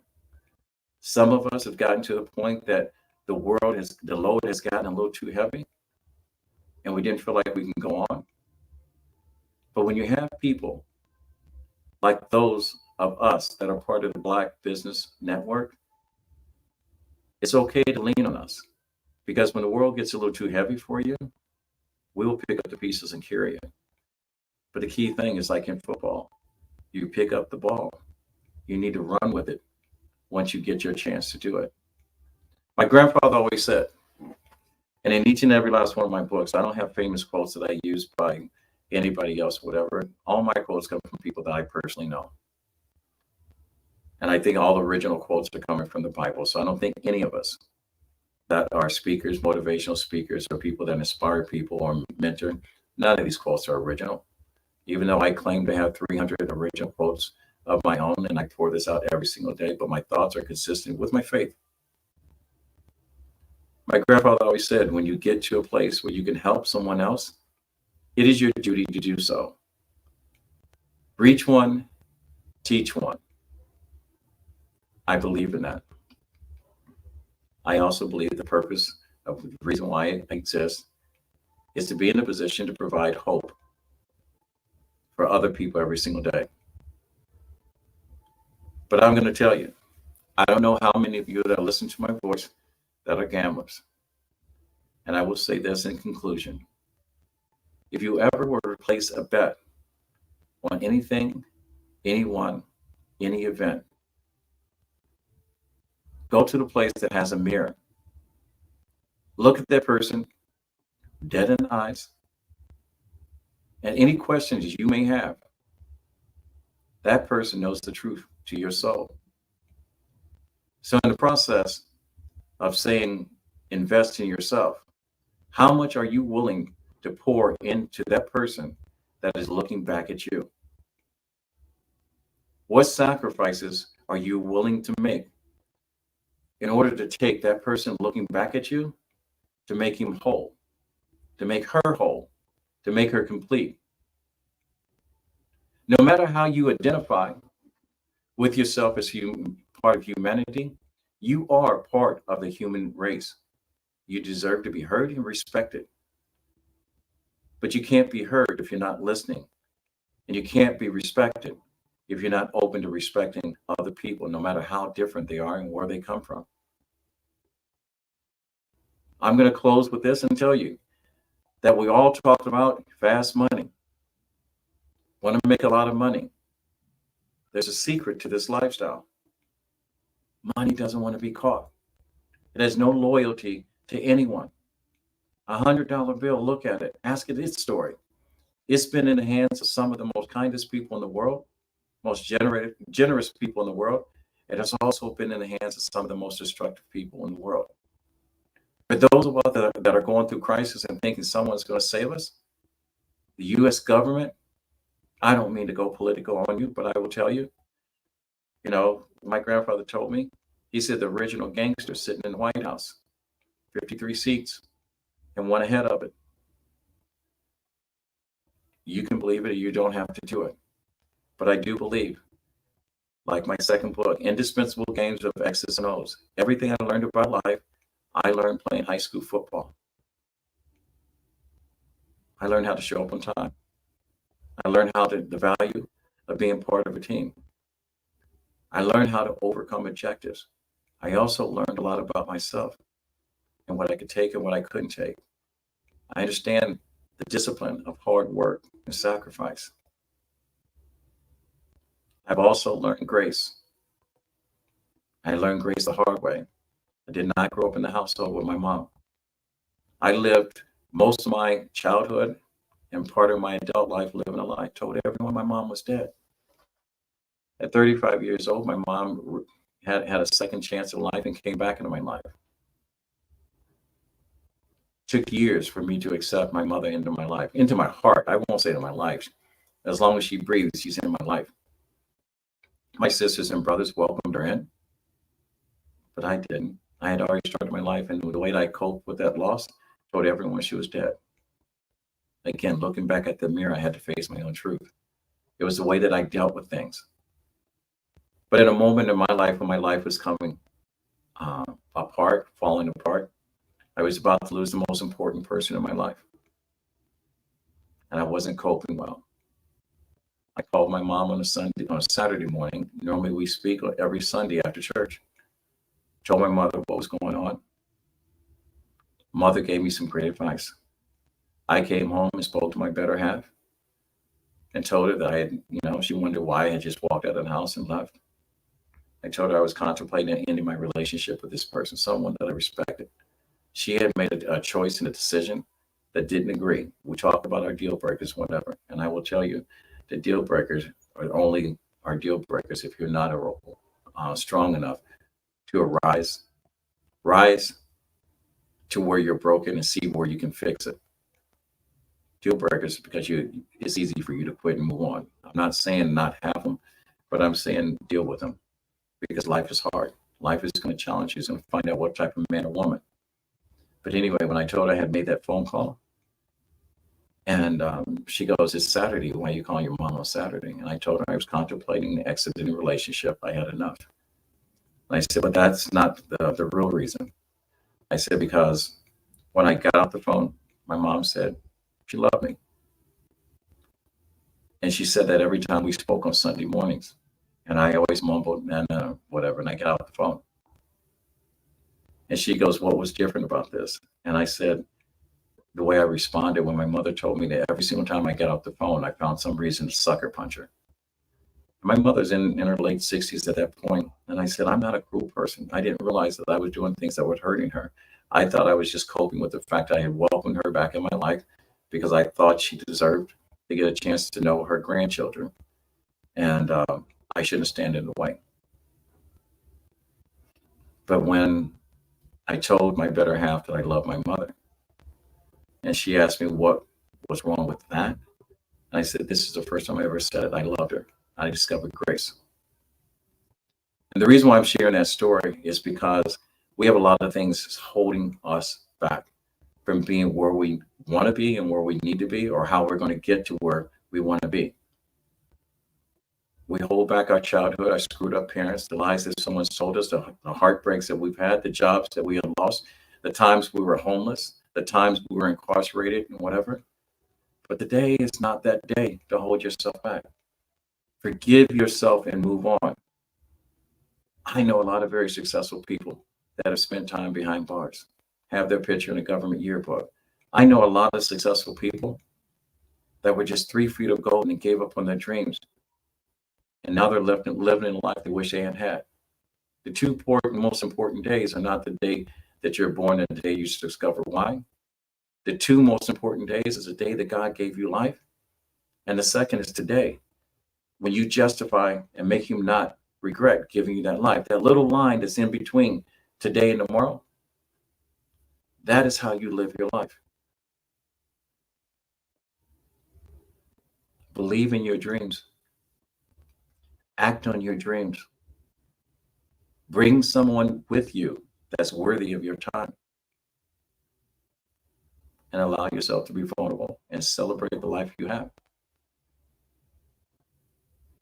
So, I can talk all day long. And I just want to thank everyone for taking a couple minutes to kind of listen. Wasn't prepared to to run off of their mouth and so forth. But I hope that something I said landed on someone that was in a position that says now is the time. There's not tomorrow, because tomorrow is not guaranteed to any of us. They understand that time is a precious commodity. And in order for you to get a return on your investment, you got to act now. Two choices, chance and choice, and the actions that follow. And with that said, Kevin McLemore send you much love. Thank you, Black America. Thank you, America. All right, we got to quit dividing the conversations we have and unite. Is the only way we're going to prosper if we work together. Well, thank you for coming today and sharing your expertise with us. Can you give us a preferred way to connect with you? The best way to reach me, if you go to info@RMK with an S, .org, you can reach me through there. And I will say this, and I'm going to do this because this is the way that I work. I have a very small circle of people, and the only people that are work within that circle is people that don't waste my time. I say they're high valued people and have a high call to action. That means when they say they're going to do something, they get things done. So for any of you guys that are like, dream stealers, don't take this number down. I'm going to give you my personal phone number, 610-212-9870. Thank you again. No, thank you for having me. I wasn't prepared to run off the mouth like this. I thought you guys were going to ask me questions, but I talk all the time. I love being on stage. If I told you my story that I almost graduated from college, Central State University, without formally learning how to read or write. I live with a TBI, it's a traumatic brain injury. So I stutter. Sometimes I can't see words or whatever the case may be, but I'm really good at what I do. I love what I do. I am a gift from God, and I'm looking for people. And the reason why, like I said in my last book, I got to get the world ready for you. And those that are ready to see the message, those that are ready to act on the information, they should be part of this Black Business Network. And I'm hoping that one day that someone that has been inspired not only by something I said, but the many people that you and Dr. Kelly connect to, that will be part of this show that we can invite. My podcast, Talking Wit, WIT, Kevin Hassan, we showcase people that you should know, people that are giving back, people that are doing things in their community, people that are serving humanity, people stories that never will get told. I'm looking for guests, and you can reach me by that number too. Thank you. It's been a pleasure. Thank you very much for being with us today. Genius is common, and I'll see you on the other side. All right. Like I said, I'm not racing to get there, so let's meet today. The Black Business Expo's mission is to raise funds for high school seniors going to college or K-12 entrepreneurs. The Expo is a fundraiser for students. You may go to www.blackbusinessexpousa.com to donate to the scholarship fund, or use the Cash App that's on the screen below and say $, capital B, capital X, capital U, capital S, capital A. Our goal is to give laptops and up to $5,000 to 10 students. Students can register online at www.blackbusinessexpousa.com. Every dollar counts, so we want to remind you to donate to the scholarship fund. We want to thank our Black Business Expo USA sponsors for August 2023. NC 100, Moody Capital Partners, Suede Soul, Lotus Richey Coaching and Training, Carolina, Virginia Minority Supplier Development Council, Step Management, BHS and Associates, Margie McLean Foundation Incorporated, Genius is Common, Hello LLC, 5 Star BDM Media, Earth Essentials, Mullane Shania Global, Executive Women's Success Institute, The Quality Coaching Company, Superwoman Business Services, Creative Force Studios, Lee Entertainment, Artistic App Design, and the Black Business Expo USA. Genius is common, and I'll see you on the other side.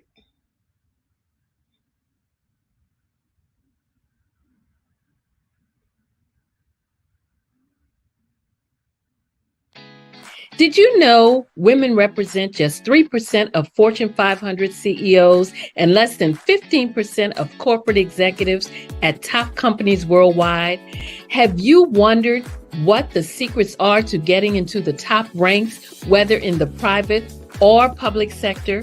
Do you want to figure out how to stop being held back in your career or passed over for promotion? Then you're in the right place. Hi, I'm Dr. Madeline Ann Lewis, President and CEO of the Executive Women's Success Institute. I have decades of experience in the military, the federal government, and corporate America, and my mission is to help women succeed and tap into their full potential. I want to reach 1 million+ women around the world to become the leaders they are meant to be.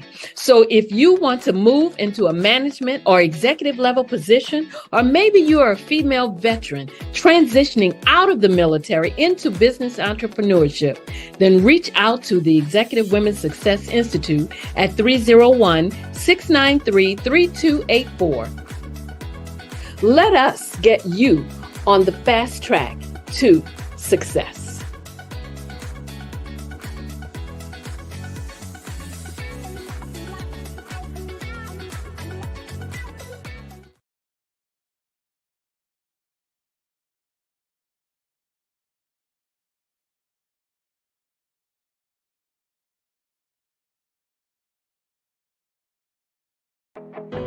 I am Black business. From the moment I wake until the time I sleep, I am Black business. I am Black business. Are you Black business? I am Black business. Do you support Black businesses? I support Black business because I am Black business. Black Business Expo, one of the largest business showcases in the history of Black business in the world.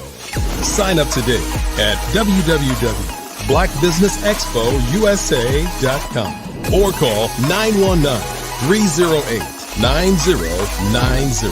I am Black business.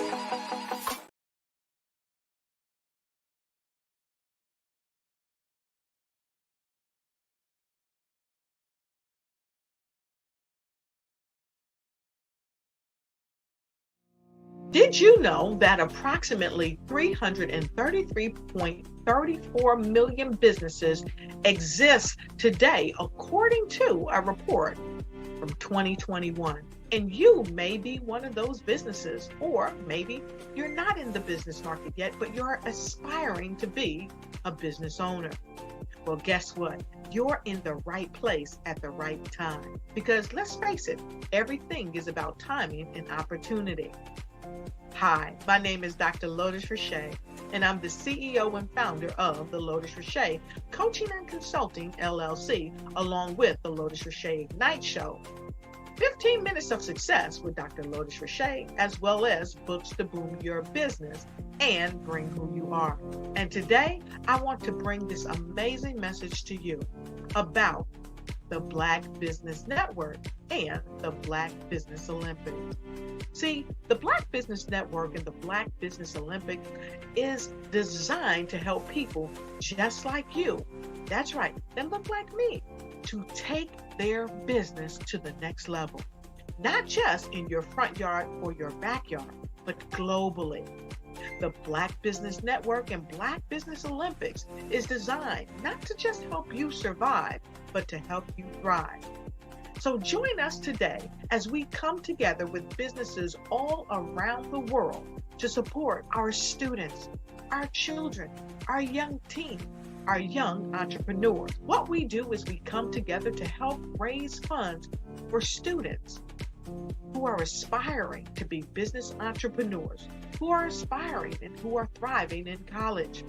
We endow them with a wonderful opportunity to gain scholarship of either a laptop or several thousands of dollars. And we invite you to help be a contributor to this amazing opportunity to help someone that looks just like you. So join us today at our website and let us connect with you and help you ignite and take flight in every area of your life on the Black Business Network and the Black Business Olympics. I'll see you on the other side.